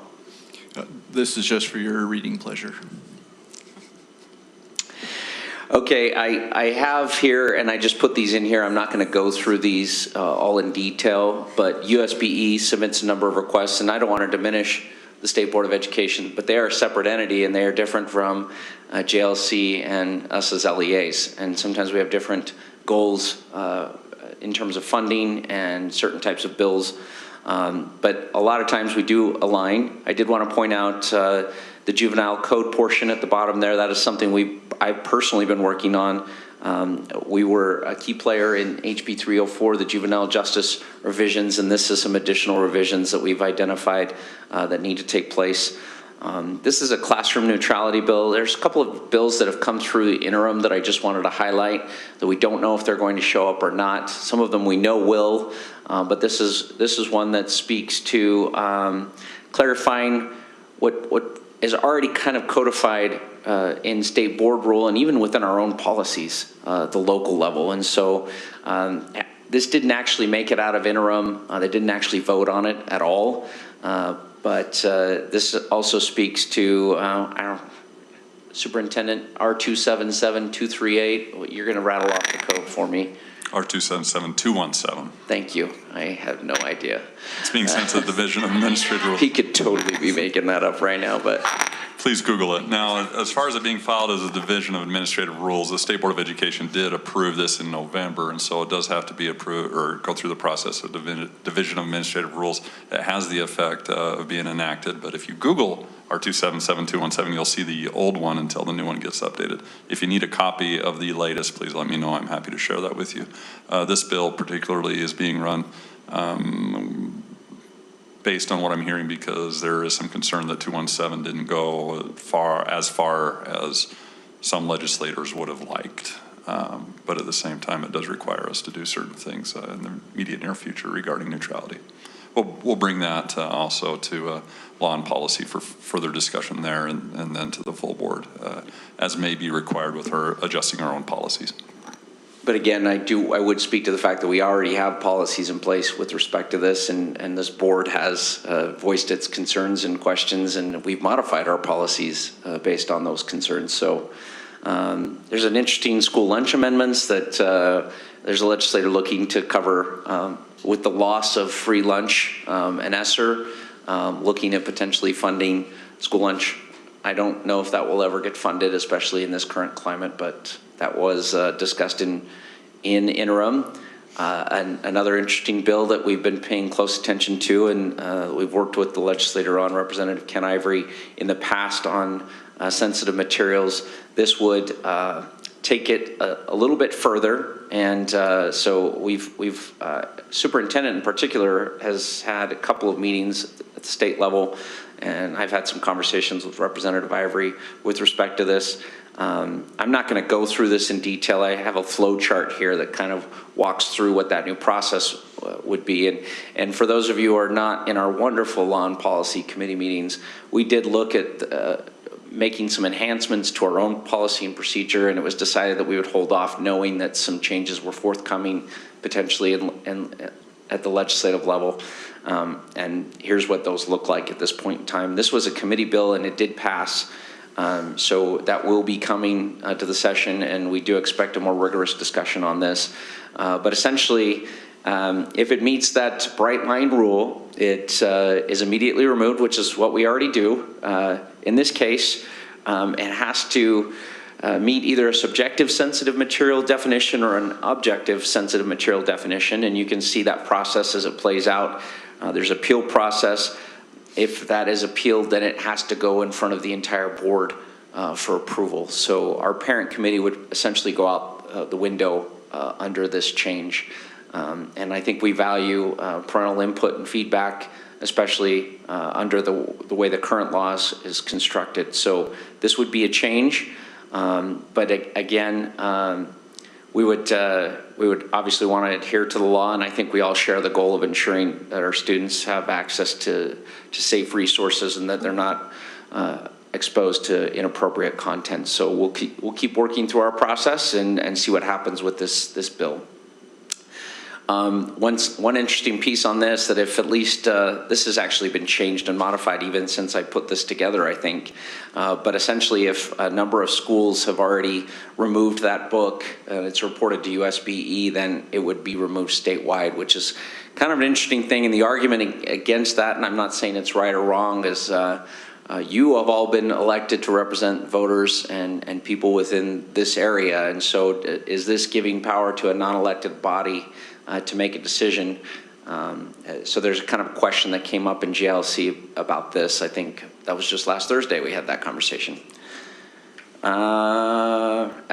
Alpine School District is getting quite large, and there's been some conversations down there after some attempts to close some schools about how that process works. Our concern on initiating a new school district, this would change that process. I'm less concerned about this component of the bill, but some other components that were presented in interim that deal with school closure processes and procedures. So I did reach out to Senator Grover, who also happens to be a member of my NBA Fantasy Basketball League, and I had beaten him that week, so it was a good time for me to reach out and be able to have a good conversation and get him to listen to me and let him know that we have an awesome process here for adjusting boundaries. And frankly, if there was an awesome process for closing schools, because nobody likes to do that, then we've got it here in Granite. And I wanted to make sure that if there were going to be changes that they would fit within the vein of our community engagement process and a process that appears to work quite well.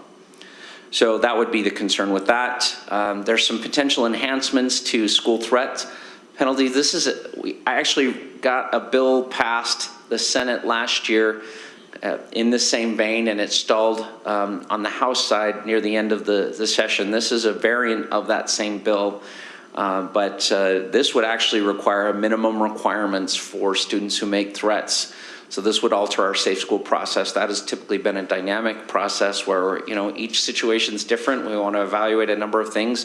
This puts a baseline for some punishments if threats are made against a school. And this was in response to the swatting incidents that occurred last spring and this last fall in a number of places. And we've, knock on wood, fortunately have not experienced a tremendous amount of that. This is an interesting bill sponsored by a newer legislator. This would require us to subsidize all background check fees for licensed employees and non-licensed substitute teachers. We did actually enter into a pilot this year to remove the substitute background check fee if a substitute took so many jobs within a certain time period. So basically we were willing to waive that fee to try and attract other subs from other districts and be competitive in the marketplace. This would remove it also from all licensed employees as well. So that would be, in our overall budget, a small amount, but that's still a lot of money. We'd have to take into consideration. Todd's looking at me like. Okay, so when I put this presentation together, I was currently tracking, there was 165 bills available for this current session, of which I was tracking now 42. And I'm going to show you what that looks like as of this afternoon. So I'm going to switch my presenting computer here.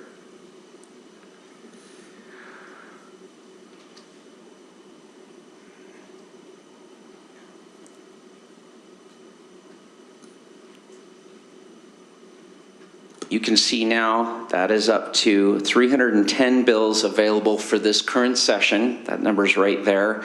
And I'm up to 60 bills that I'm now tracking. With respect to that, these are boxcars at the top. These are bills without a title or a number or substance. They only have a title, I'm sorry. So you think of a train boxcar that doesn't have anything in it, but you clearly can see that it's something. That's what these bills would be.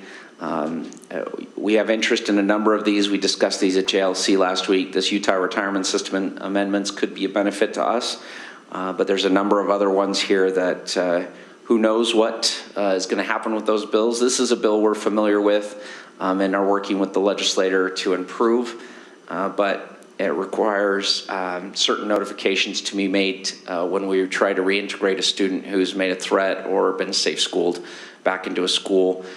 There was an incident where we lost a couple of families because they were victimized, and then the student was brought back into the school and they were not made aware. And so that was several years ago, but this legislator approached me about this concern. And so we're trying to work on, we've actually done a much better job in our safe school process to try and take into consideration victims and making appropriate reintegration when a student has gone through the safe school process and mitigated. But at the same time, clearly there's a bill, so we need to work through that, right? There's that school lunch amendments. School fees, again, is in question, whether this is a bill that's been run a couple of times, and this continues to be a challenge. And part of that, the JLC priorities and the ask would be to cover, that 13.5% would be portioned to cover any school fees legislation, right? To make sure that we're not left holding the bag on that. There's another school curriculum bill, no idea what that looks like. I'm not going to go through all of these. There are now a handful of, there's that classroom neutrality bill. I'm not going to go through all of these. In fact, if you just see something and you have a question about it, I've read almost all of these, or I've asked a member of our team up here, or Doug, or Patrick, to review a bill. Todd's reviewed a number of these, so somebody here probably has an answer to your question if you do have a question. I do. What's that Metro Township modification have to do with education? So the interesting thing here is we have two of these Metro Townships within Granite School District, Kearns and Magna, so I'm simply monitoring this bill to see what potential impact as they become cities. This bill would actually adjust those into full-fledged cities and require them to then take on the budgetary requirements and the taxation component. As Metro Townships, I want to say they are, what's a nice way of saying this? They're half cities. They're little baby cities. And cities typically are formed with a referendum, and citizens will then, Mill Creek's the newest city in the state of Utah. This is several years ago. The citizens got together and said, we want to form a city. They voted. It was approved. They then had the authority to then tax and do those things. But we have several unincorporated areas, Salt Lake County, that have never taken that step to either become part of a city or become a city themselves. And so several years ago, to give them a little more autonomy, Senator Maine created the Metro Township, which gave them some taxation authority and decision-making instead of the county running everything for them. And this would take it and basically force them to become cities at this point in time. It's like, you've had enough time with training wheels, become a city at this point. The real issue here is what this does to UPD, UPD 2.0. UPD was dissolved last year, and so it has a deadline to become a new policing agency, and those cities that are part of that are committed to that, but that impacts us in terms of our SRO contracts. So that was a really long answer to get to that little bit at the end. Sure.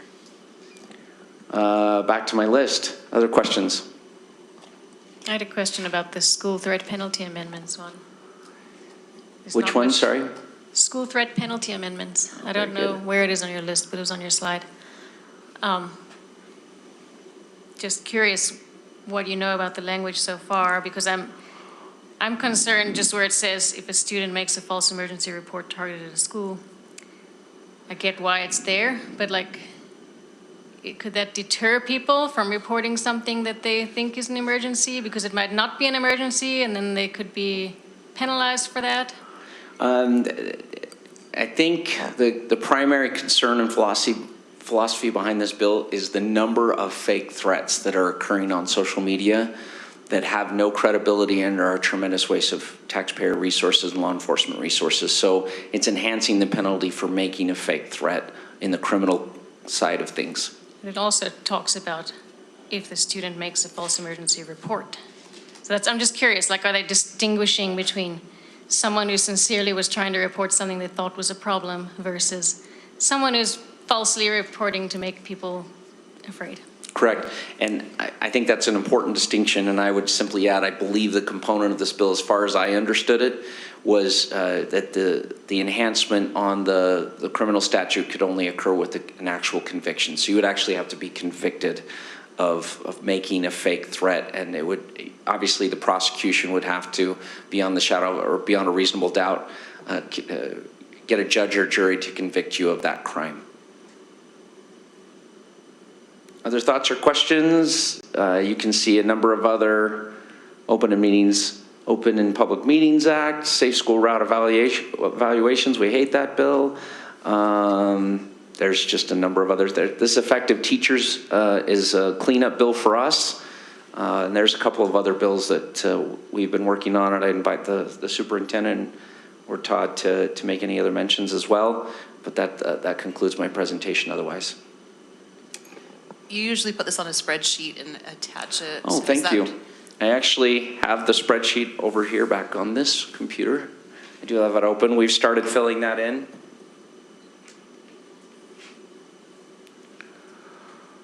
You'll put that on the homepage? Yep, that will be linked starting this weekend with the start of the legislature, but here it is already. We're updating all the committee assignments. We'll have links to other trackers, including the UEA, USBE, PTA, and the Charter School Tracker. And you can see we're starting to fill in bills here already. And so as soon as this gets updated with my latest list, I'll email that out, and we have a listserv that we send that out to as well, and it'll be on the homepage. And you can just bookmark this and save it. It just gets updated as action occurs. So we have a great team to handle that. Thanks, Ben. Just by way of reminder, the Joint Legislative Committee, JLC, of the Utah School Boards Association will be having their meetings here in this room on Fridays during legislative session, where the bills are discussed, positions are taken across superintendents, business administrators, and the 40 other districts and their board members, and there's representation there. And so we'll provide timely updates as to what those outcomes are from JLC to the rest of the board, and we're always open and willing to have discussions on those as those 45 days of the legislative session progress, and any feedback in how you would want to be represented on any given bill would be important for the board to be able to have an opportunity to discuss those. What and I time know does Julie, that start? What time? You're welcome to come. It's 11. And they're generally from 11 till 2-ish. There's always meetings after the meetings for further discussions, but yeah, that's an opportunity to have a voice and provide input on how the session progresses and specific bills. Thanks. Thanks, Ben, for all your work on this. We know this is a busy time for all of you, but we appreciate it. Okay, any other questions? All right, let's go ahead and move on. I'm hoping this will be a short discussion. We have the mission and vision. I sent this out to you guys last month with the suggestions that we got from our various groups. We took this to a lot of them. So I would love to hear your thoughts. If there's any thoughts, Kim is the one that also did reach out to me. I included hers on the last page. We kind of narrowed it down to the vision statement, academic excellence for lifelong success, or graduate every student with academic excellence and character. Any thoughts on the vision statement?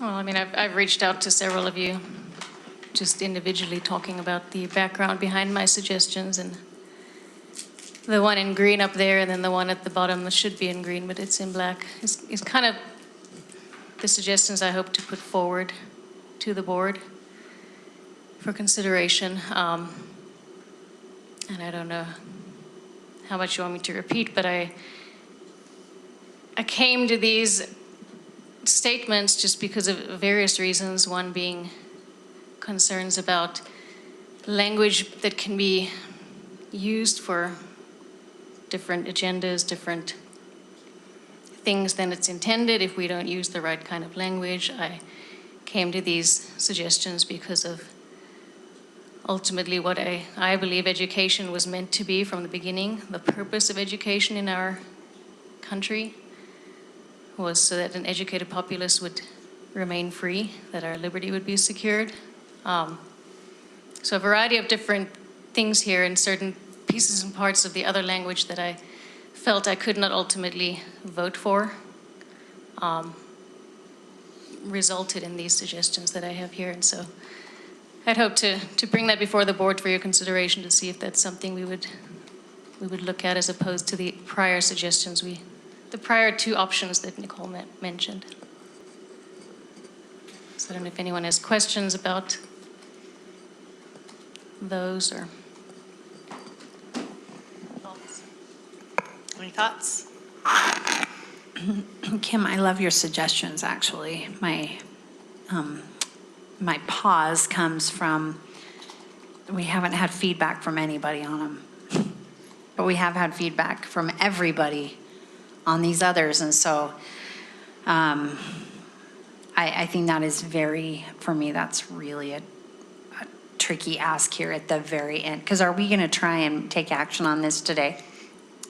The idea is to take action because we'd like to put this into our board handbook. We'd like to approve the board handbook next month, and we can't, we can't approve it without this in it because we have before, but that's kind of the idea, is that we approve this now so that we can, I think it's significant to point out that going into this at the very beginning, you know, we brainstormed this. But then I did take it to each of these groups. We took it to the district community council, and their thoughts on it were, as much as I understand, Kim, what you're saying about the liberty, individual liberty, and I excuse me, I agree that ultimately that's what our aim is. I don't know that they recognize that separate from lifelong success. I think that is encompassed in lifelong success for them as those parents defined that. As we took that to them, that lifelong success means that they have individual liberty, that they have the tools necessary for using that individual liberty, for supporting that, for being able to succeed in whatever they do. So I guess that's just my thought on that. I want to just, I've thought about this a little bit, and the vision statement, if I remember correctly, should be very short and direct. And so just backing up a little bit to the vision statement, you know, Kim, you're wanting to hit a lot on this constitutional republic and lifelong, or, securing liberty, and I totally respect that. If you go to the state constitution, guess what it says our job is as a K-12 public education? We are meant to graduate students and provide and prepare them for the next step of life. So I'm still, I know Clark likes to graduate, but I don't know where he went. But I still like graduate every student with academic excellence and character. Now, I'd be willing to say graduate every student with academic excellence and lifelong success if people want to wordsmith that. That's okay. And I know some of the feedback said, well, you know, graduation is implied, or we should assume that the graduation is there. But for me, a vision statement shouldn't be an implication or an assumption. It should be a statement. This is our goal. This is where we want to end up. And I think, you know, I'm willing to look at the mission, statement. But I just want to hone in on vision, because I feel like if we can pick a direction with our vision, it's going to help us pick where we go with the mission.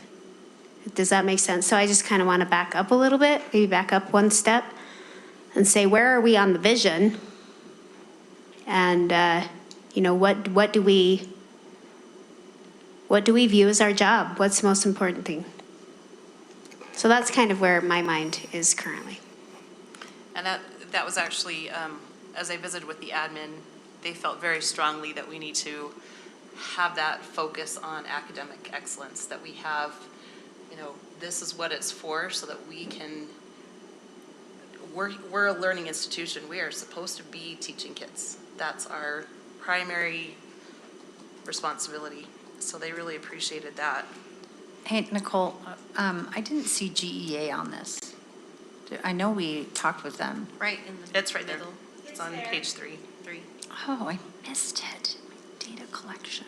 It doesn't have the fancy font, but Sorry. it's there. Oh, they didn't comment on the vision. Is that right? I think they were, excuse me, for the ones who liked the last, they had a lot of people there. And Good. some felt very strongly about the one, some felt very strongly about the other. All right, it was split. So I just kind of gave you the comments on which one, you know, if they liked that one, this is what their comments were. If they liked that one, that was what they commented on. I was struck that we had 4 of the groups that you talked to who liked academic excellence for lifelong success. 2 of them wanted to include and character, or a word better than character, in there. But 4 of those stakeholder groups, the only one that did not say that was GESPA, and it sounds like GEA was mixed. So that was interesting to me. I also I'm with Karen that I like to say graduate every student with academic success or whatever, because I like to say, I would like to be in a school and say, how is this going to help us graduate every student? You know, that I'd like to use it in that vein. I'd like it to not be just something that is on our wall. I'd like it to be usable. And I think unless we wanted to say achieve academic excellence I want something that I can use, and I'm not sure I can use that academic excellence as much as I can if I have that verb in there. So I like the second one. I tend to agree, Julie. I think if you're looking, I don't want to call a vision statement a slogan, because I don't want to like denigrate the value of the mission statement. But I do think, to Julie's point, if we want this to be applicable from kindergarten all the way to 12th grade, you know, we give kindergartners shirts as 5-year-olds with their graduating year on. And so how cool would it be to actually be able to, here's your shirt. You know, we want you to graduate. We want every student to graduate. And I'm not okay saying, well, we know that all students aren't going to graduate because there's circumstances out of our control, or, you know, whatever. Well, that's fine, but I'm never going to go and say, I'm okay that kid doesn't graduate. Like, that's not but every kid can graduate. Yeah, that's our goal. That's what we're striving. That's what we all come to work to do. So that's where my vote stands right now. So with the second one. So my question on the second one, it says graduate every student with academic excellence and character came up a couple times in a couple groups that said, what does that really mean? Like, what sometimes people think of character as kind of a joke, like not really like somebody who makes jokes or whatever, but a character in class or whatever. And I said, no, my brain didn't go there, but some people's did. So do you guys like character on there? I don't. Because I think it's kind of, maybe it could be ill. What if I'd like to propose that we consider graduate every student with academic excellence for lifelong success. So combine the two. I like that. Graduate every student with academic excellence for lifelong success. Yeah, I could support that. Gets a little longer, but it's still short enough that you can have it on the tip of your tongue. I still don't love the graduate for my part, but I do like your achieve academic excellence for lifelong success. I like that. I like the idea of connecting the kindergarten teacher to realize what he or she is doing in the end, kind of like Rich's example of the NASA guy sweeping the floor, he's putting a man on the moon. It's that same vein to me. Here's the deal too, is graduate is definitive. We know what graduation is. It's at the end of your K-12. When you say achieve, boy, that could be interpreted 100 different ways. What are you achieving? Are you achieving getting a C or better in an AP class? Or are you achieving straight A's? Or are you just achieving by making it to graduation? I think graduate, people automatically, their brains will automatically go to what the goal is. Whereas achieve is a little vague for me. So did you repeat that again? Did you say graduate with academic excellence for lifelong success? Is that what you said? Yes, graduate every student with academic success for lifelong success. academic excellence. Oh, for life. I'm sorry. Yeah, excellence. I do still feel we should try to keep it shorter if we could. What if it was just graduate every student with academic excellence, period? I think the reason for putting the lifelong success is the feedback we got, especially from parents, that it doesn't end with graduation. And I think I have a desire to recognize that too. I think they had a good point there.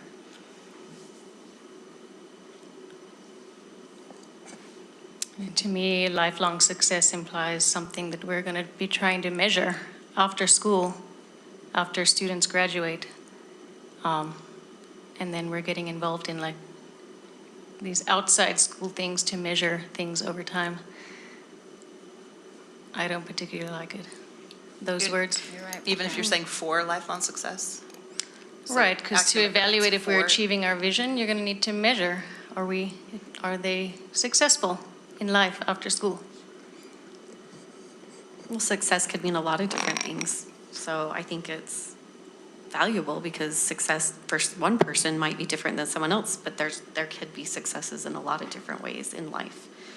I don't know that we're measuring lifelong success as much as we're preparing them for it. Do they have the skills? This also kind of touches on a little bit on the social skills. So this is huge feedback from a big group of parents. I mean, that was a full year-long worth of reaching out to say, hey, what matters to you? And of course, academic excellence is like key. That's the bullseye target, right? In fact, even on our little logo, that's the bullseye. That's our priority.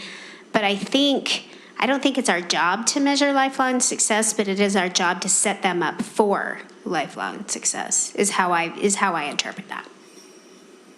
Well, at the district community council meeting, when we brought it up, that was one of their big bullets, was that they wanted it to be lifelong, like after high school. Like they didn't want it to end at graduation. They wanted their students to be successful in life beyond. And that's not really ours to measure, but we want to set them up so that they have tools to do that, to be successful. I just feel like putting it in our vision obligates some kind of measurement. Like, why would you have it there if you can't tell if it's working? And as far as connection to characteristics, I think, I've made that clear before. To me, that's not something that I support. So I don't like it for that reason too. I disagree that it does. I think it doesn't mean that you have to measure the lifelong success. I do think it means that you're preparing them so that they can have lifelong success. But I would say that as much as you disagree with us teaching character, I think, would you agree that you do support us preparing kids for lifelong success? I feel like that's maybe a side effect of what we do, but our main vision is academic, like teaching academic excellence. It's teaching academic foundation. I think these character and personality skills that have been brought into education, that's not our foundational goal. That's a side effect of what happens in school. I think what I'm trying to get at is, are you defining lifelong success as the character piece? Or is it simply that you're concerned about the measurement? Because if it is about the character piece, I would disagree that that's necessarily what lifelong success means. I would agree that character would be a part of lifelong success, but I wouldn't think that would be the definition of it. It's not like we're trying to sneaky put character in there, Yeah. To your question, I would say both, right? Both create concerns for me with that language. And it is, like as Chris said, it means different things to different people. I think it's the kind of language that is easy to manipulate to further different agendas. Well, and I appreciate that, Kim. I understand you don't like the social skills dispositions. You've been very clear on that. It's interesting because in talking to people, I have some friends who are some higher executives in their companies, and the conversation when this was going down the social skills, when we were looking into implementing that, it was interesting. She said, you know what? Before we even look at transcripts, resumes, they have these screeners, and it's basically like a social skills screener. So before they even look at your resume, companies are looking for these social skills. They're looking for people who can be reliable, communicate well, dependable, show up, and you know, it's really interesting. So when I look at the vision statement, I have the strategic plan in the back of my mind, and this board has approved the strategic plan, the Port River Granite Graduate, where we want to value academic excellence, but we're also going to value these social skills and dispositions. I understand you might not have voted for that, but our board has voted. The majority of our board has voted to support that. To me, the vision statement should reflect that. We've got a strategic plan in place. Let's have a little bit of alignment. So graduate every student with academic excellence for lifelong success. That kind of incorporates, to me, what we've already voted to support. Board President, I'd like to call to question, please. Do we have a second? I just learned about that recently. A call to question doesn't have to have a second. I don't think a call to question has to have a second. It depends on Does? what we. Does it? Oh, I'm wrong. It depends on our. I'm wrong all the time. Second. Are you wanting to vote on Okay, just the we vision have statement? Or mission and We have a call to question, so. We don't have a motion on the floor, though. Yeah, but what's the question? Oh, okay. We have to Board have a President, motion first. Could I make a motion? I wasn't sure if it was an appropriate time to make a motion. Okay. And so I was calling a question so that I could make a motion. I can make one now? You can make a motion. You can see I'm a rookie on call to question. I motion that we approve a vision statement that reads as follows. Graduate every student with academic excellence for lifelong success.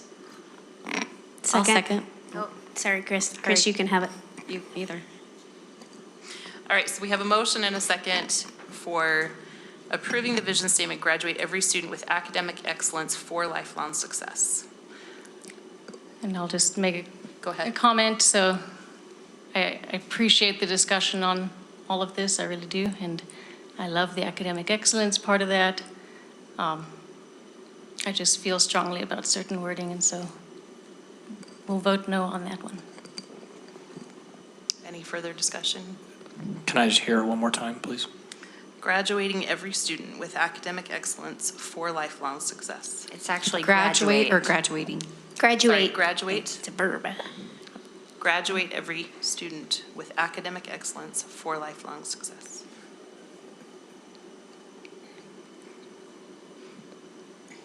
Any further discussion, questions? Okay, we have a motion and a second. All those in favor, please say aye. Aye. Any opposed? Nay. All right. Motion passes to approve the vision statement. Our new vision statement will be graduate every student with academic excellence and for lifelong success, excuse me. All right. Let's move on to mission statement.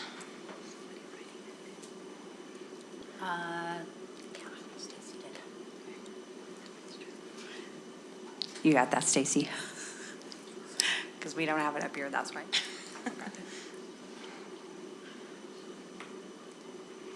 All right. Excuse me, once again, took those two mission statements to all of our stakeholder groups. You can see them. You can see, you've seen what their comments were. The biggest thing was that they really liked the idea to incorporate, no matter which one we did. I think it's important to understand they wanted us to do working together, because this is something that they want to make sure that students know that they are a big part of this. This isn't just teachers or just staff are responsible for this, that parents are a primary, I hate to say partner, but a primary part of this, and that students are part of this, as well as our educational staff that is involved in this. So working together was a big part of it. Some of them asked that we include working together with families in the community, working together, which, yeah, that was the biggest thing that we took away from, I think, from any of these. And again, Kim also did offer some at the end. last one. Providing all students with academic foundation to realize their individual potential and understand the proper function of our constitutional republic in securing liberty and promoting self-governance. I really like the individual potential at that part of that. I think that's I like that wording. So with that, thoughts, discussions?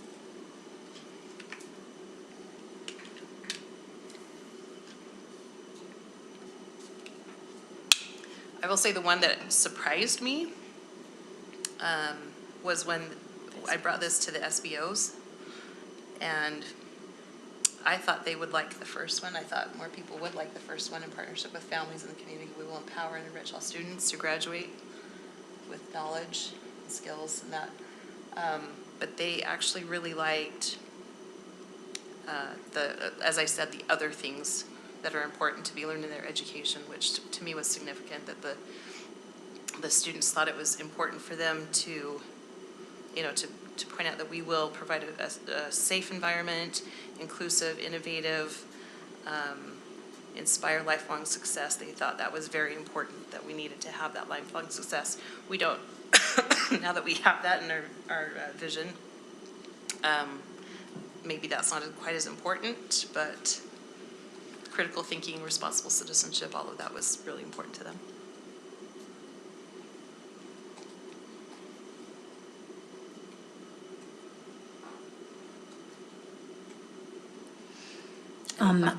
I'll just say what I think we ought to do. I think that mostly everybody liked that second iteration. I liked the way that the SBOs suggested that we include, after working together, that we put in there with families and the community. That was their suggestion for change. I thought it was a really good idea. And a lot of people wanted to put in something about families. Oh, no. Lots of people put that in. GESPA did. GAEOP did. I'm looking for PTA wanted the families and community in there from the first one. So I'm gonna, maybe that we have had no discussion. Should I put a motion out there so we can have a discussion about it?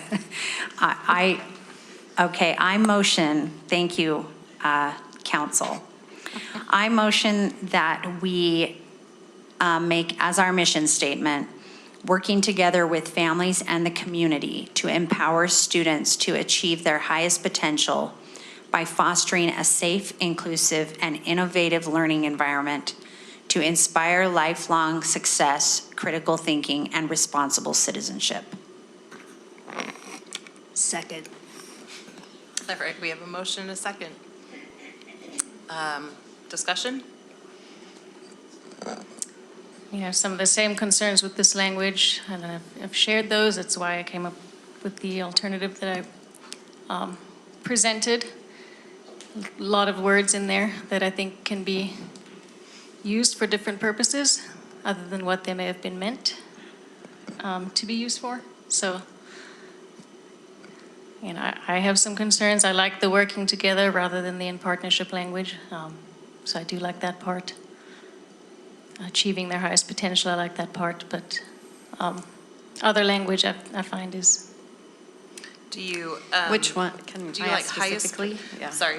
Go ahead. With that, you said you like highest potential. I did like your individual potential. Would you prefer individual or highest? Is that a? Realize individual potential could swap out achieved highest potential there. I don't know if that makes a difference to anyone else. What other parts of it would you leave out? Or? Inclusive can be used for different agendas. Innovative learning environment focuses a lot on, from what I've heard, technology, right? Innovation, AI, which I also have concerns with that I've spoken about in the past. Lifelong curiosity, similar to lifelong learning. Responsible citizenship is a word or phrase that I liked in the beginning. After thinking about it more over time, again, that's a phrase that can be used to justify certain agendas that are contrary to what I thought when I suggested, or we used those words initially. So that really that whole second half for me. So, and I guess I look at innovative learning environment, and as a teacher, I don't think technology. I think, what can I do as a teacher? Because this is our mission that we will do. I will use my best practice. I will use higher level questioning. I will use different ways to engage students. I will use tiered instruction in order to meet students where they're at. I don't think, I don't look at that as a teacher and say, that's what, I'm going to use technology. Yeah, and you don't, but that's my point with that language. It can easily be used to justify more technology and innovation. So, not saying that your interpretation is wrong, I'm saying that there's all kinds of interpretations that can be used with that language. How would you change that so that it does not, that it would change the interpretation of that? I wouldn't use it. How would you better say then an engaging learning environment instead of innovative? I mean, potentially. I mean, I just tried to stay away from those words in the one that I wrote, just to be language that can't really be twisted, and again focuses on what our main point of educating should be. So I'm not like, getting into the discussion of what would be a better word for that kind of the goal that you're getting at. I just prefer to stay away from it entirely. Because I guess I would like to see something address that, because I see far too many teachers who don't use, they use it as an excuse. Well, I can just put the kids on the computer and they're fine. I want to see them using innovative, creative, engaging learning to get our students engaged. And so I guess that's why I think that's important for us to really clarify in our mission. Look, it's our job to engage these students and make sure that our teachers are doing the best as far as getting them engaged. So that's where I'm trying to, I want to help maybe make that sound different, if that's where, what can we do to make that a little bit better? Well, and I just looked up innovative just to get a quick definition, because what I think it means is more towards what it's saying here is featuring new methods, advanced and original, introducing new ideas, original and creative in thinking. So like an innovative thinker. So I'm not in the classroom like Nicole is, and I did not go to technology. I just went to, fresh and new, like to use latest, to look at new ways of teaching something that maybe is more creative than in the past. So that's how I took it from my standpoint. I would be happy to change innovative to engaging if you felt better about that.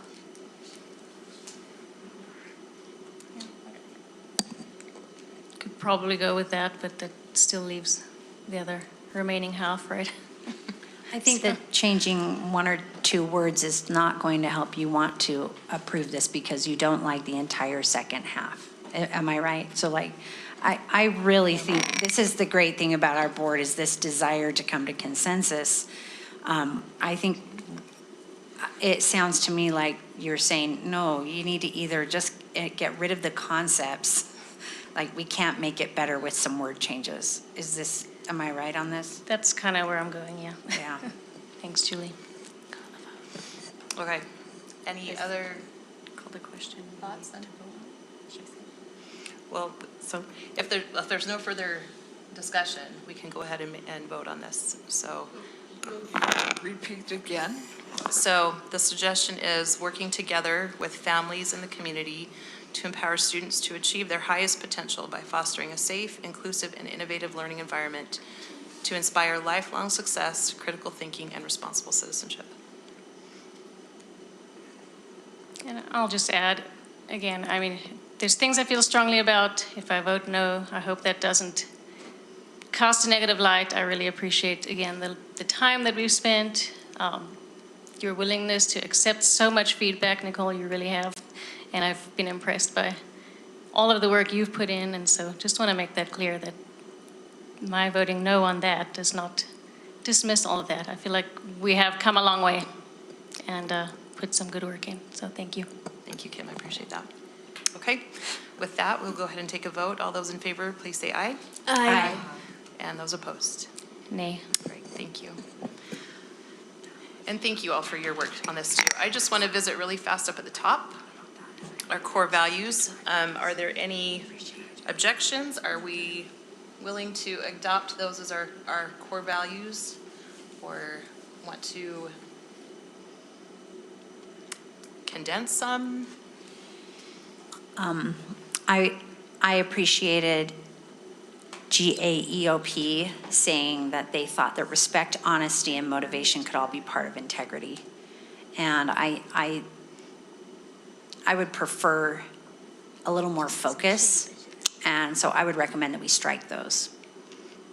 So striking respect, honesty, and motivation because they are a part of integrity. So that would mean our core values would be academic excellence. Every student can succeed. I don't know if there's a way we can wordsmith that a little bit better. I have a parliamentary question. Is this a vote? Because on the agenda, we've only listed mission and vision, but not core values. I didn't know we were voting on this. I didn't know we were voting on this, so I'm a little confused right now. Core values are just really, I don't know, it's not part of our board handbook. These are just kind of the guiding values that we have for our district and for what we have done with our vision and mission.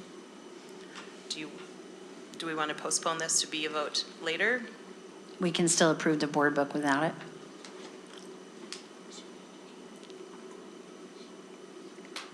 I kind of think we would do. Sorry, I guess I just didn't come prepared I haven't spent any time. My time was spent noodling the vision and the mission. Not that I can't think, but. So we can take this to the board handbook discussion and make it a vote there. I like that. So moved. So let's make that let's just postpone that, but can you guys please take a look at that before the next meeting then? Yep. And we'll just have a discussion about it. Okay, thank you. Great. Doug, you're up. He's so excited about policy. Always. Board members, thank you. Great discussion. Let me just quickly go through the policies that we are proposing for this evening. We have 1 second reading and 2 first readings. We'll start with the first readings. The first reading that I'd like to bring to your attention is Article 9A 1Y. This is access and accommodations for individuals with disabilities. This policy is being modified, or the suggestion is that it's being modified. It's before the board for modification in order to include another category of service animals. So in our policies, access and accommodations for individuals with disabilities, there are various accommodations that can be made for individuals to access our facilities and to access our programming. We have had a great deal of discussion about adding a category of service animal that we are defining as a therapy animal that would be acceptable, or at least by policy would be worth considering in a school. And let me just tell you a little bit about what a therapy animal is. So we had made a distinction in our previous policy regarding the difference between a service animal, which is an animal that is defined by federal law, that is an animal that is used by an individual with a disability that has been specifically trained in order to accommodate an individual with that specific disability. The other category was a service animal, or excuse me, an emotional support animal. Emotional support animals are often considered the kind of animal that can be brought along with an individual in order to provide a sense of protection or a sense of well-being. And that animal is owned by that particular individual. It's not necessarily trained, and it's not necessarily trained for any type of specific conduct. This therapy animal kind of falls in between these two, and I'm sorry this is taking me a minute to kind of articulate.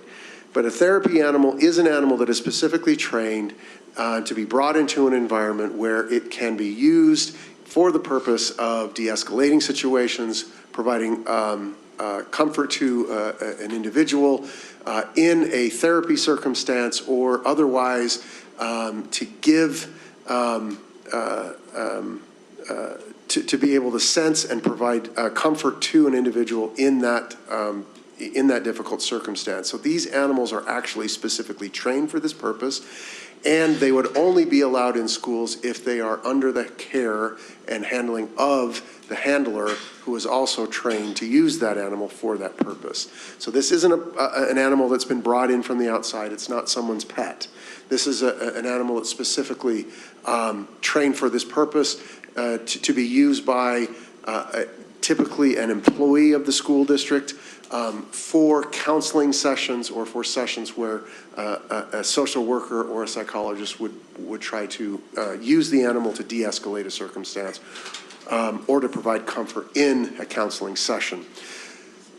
Probably the best way to describe it is, you may be familiar with these animals that are being used in, for example, in hospitals. Therapy animals are often trained and brought to hospitals specifically under the direction of a handler and with the permission of parents, for the specific purpose of being able to give comfort to patients who are in the hospital for extended stays. So so we would recommend that we add this very narrow category to this policy to provide individuals who may need additional support in these circumstances, to have that support with a service animal. We have or with a therapy animal, excuse me. We've piloted this in a couple of schools. It's actually we've actually received significant positive feedback regarding the application of a therapy animal in these circumstances. And so we have added that to the policy, and we provide that to you for your consideration. Sorry that was a long and kind of convoluted explanation, but if you have any questions, I'd be happy to respond. I do have a question. So if this was a pilot program, are we looking to expand the program? Is that kind of why this needs to be in place? Is this something that most of our schools will want to have, or is it limited? Sorry. Yeah, that's a great question. No, most of our schools will not want to have it. This is done basically at the discretion of the school principal if an opportunity arises. Okay. And that school principal and the district, for the circumstances that are described in the policy, would have the discretion not to allow that animal to be in the school. However, it has been tried in 2 schools where the opportunity has arisen, and in those 2 schools, it has been allowed, and it has proven to be somewhat successful, at least based on the feedback that we've received. And so we could open it up with this policy to any school potentially who wanted to try the same thing, but it wouldn't be encouraged, it wouldn't be enforced, it would be solely at the discretion of the principal, and based on the circumstances, the discretion of the district. Okay, thank you. Mm-hmm. In talking to my friend who does this, I'm just wondering, I realize we say it further down in the policy, but on line 6, I'm wondering if we do need to say therapy animals are specifically trained and licensed to perform those tasks? Is that what we're saying there? Sure. In the definition itself? Yeah, on C, let me double check, yeah, definition Yep, C6. you got it. Mm-hmm. Just to put that, they are licensed as well. I don't want people to look at that and go, oh, my dog is trained, I can do this. I got it, that's excellent, yes. Just worth mentioning there. Yeah. Like I say, I realize it's more mentioned further down, but. No, I appreciate that. That's more clear. I'd be happy to add that.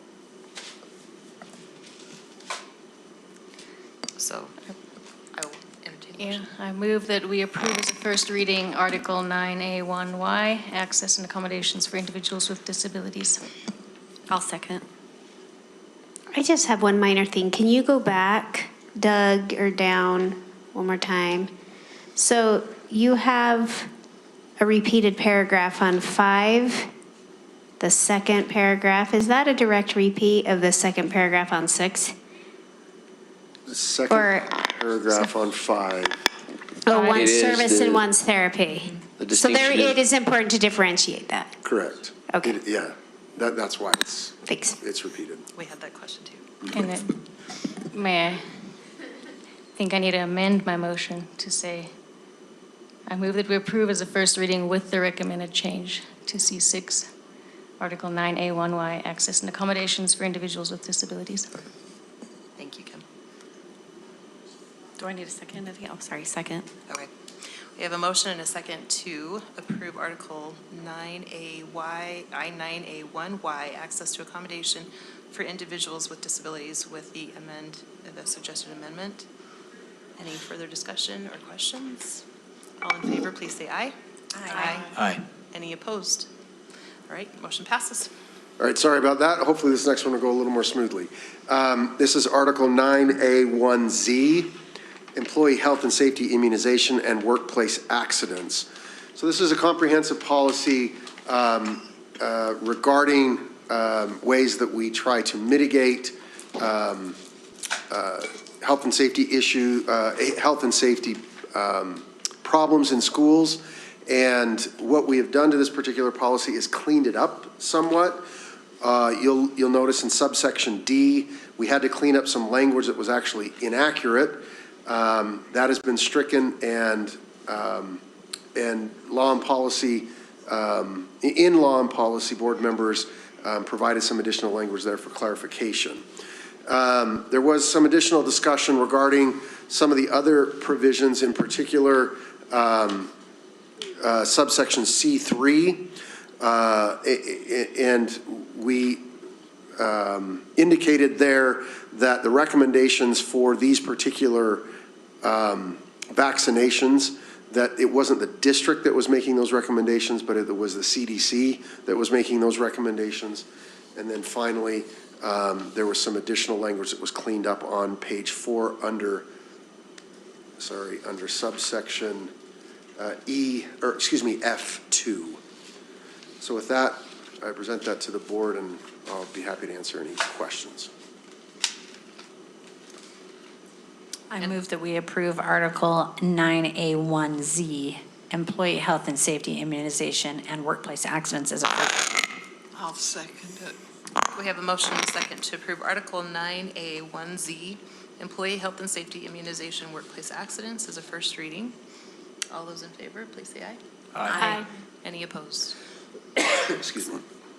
All right, we can go on to our second reading now. Second reading is Article 5C5. This is religious belief expression and exemptions. There's been a significant amount of conversation surrounding this particular policy. It was updated in order to be compliant with two new state laws, both of which are listed in the reference section.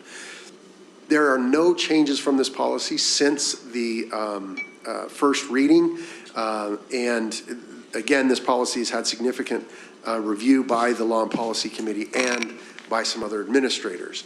I present that to you as it was presented last month with the changes that were made by Law and Policy and by those other administrators. If you have any other questions about that policy, I'd be happy to respond. I move to approve as a second reading Article 5C5, religious belief expression and exemptions. 5C5, yeah. Right, we have a motion and a second to approve Article 5C5, Religious Beliefs, Expressions, and Exemptions as a second reading.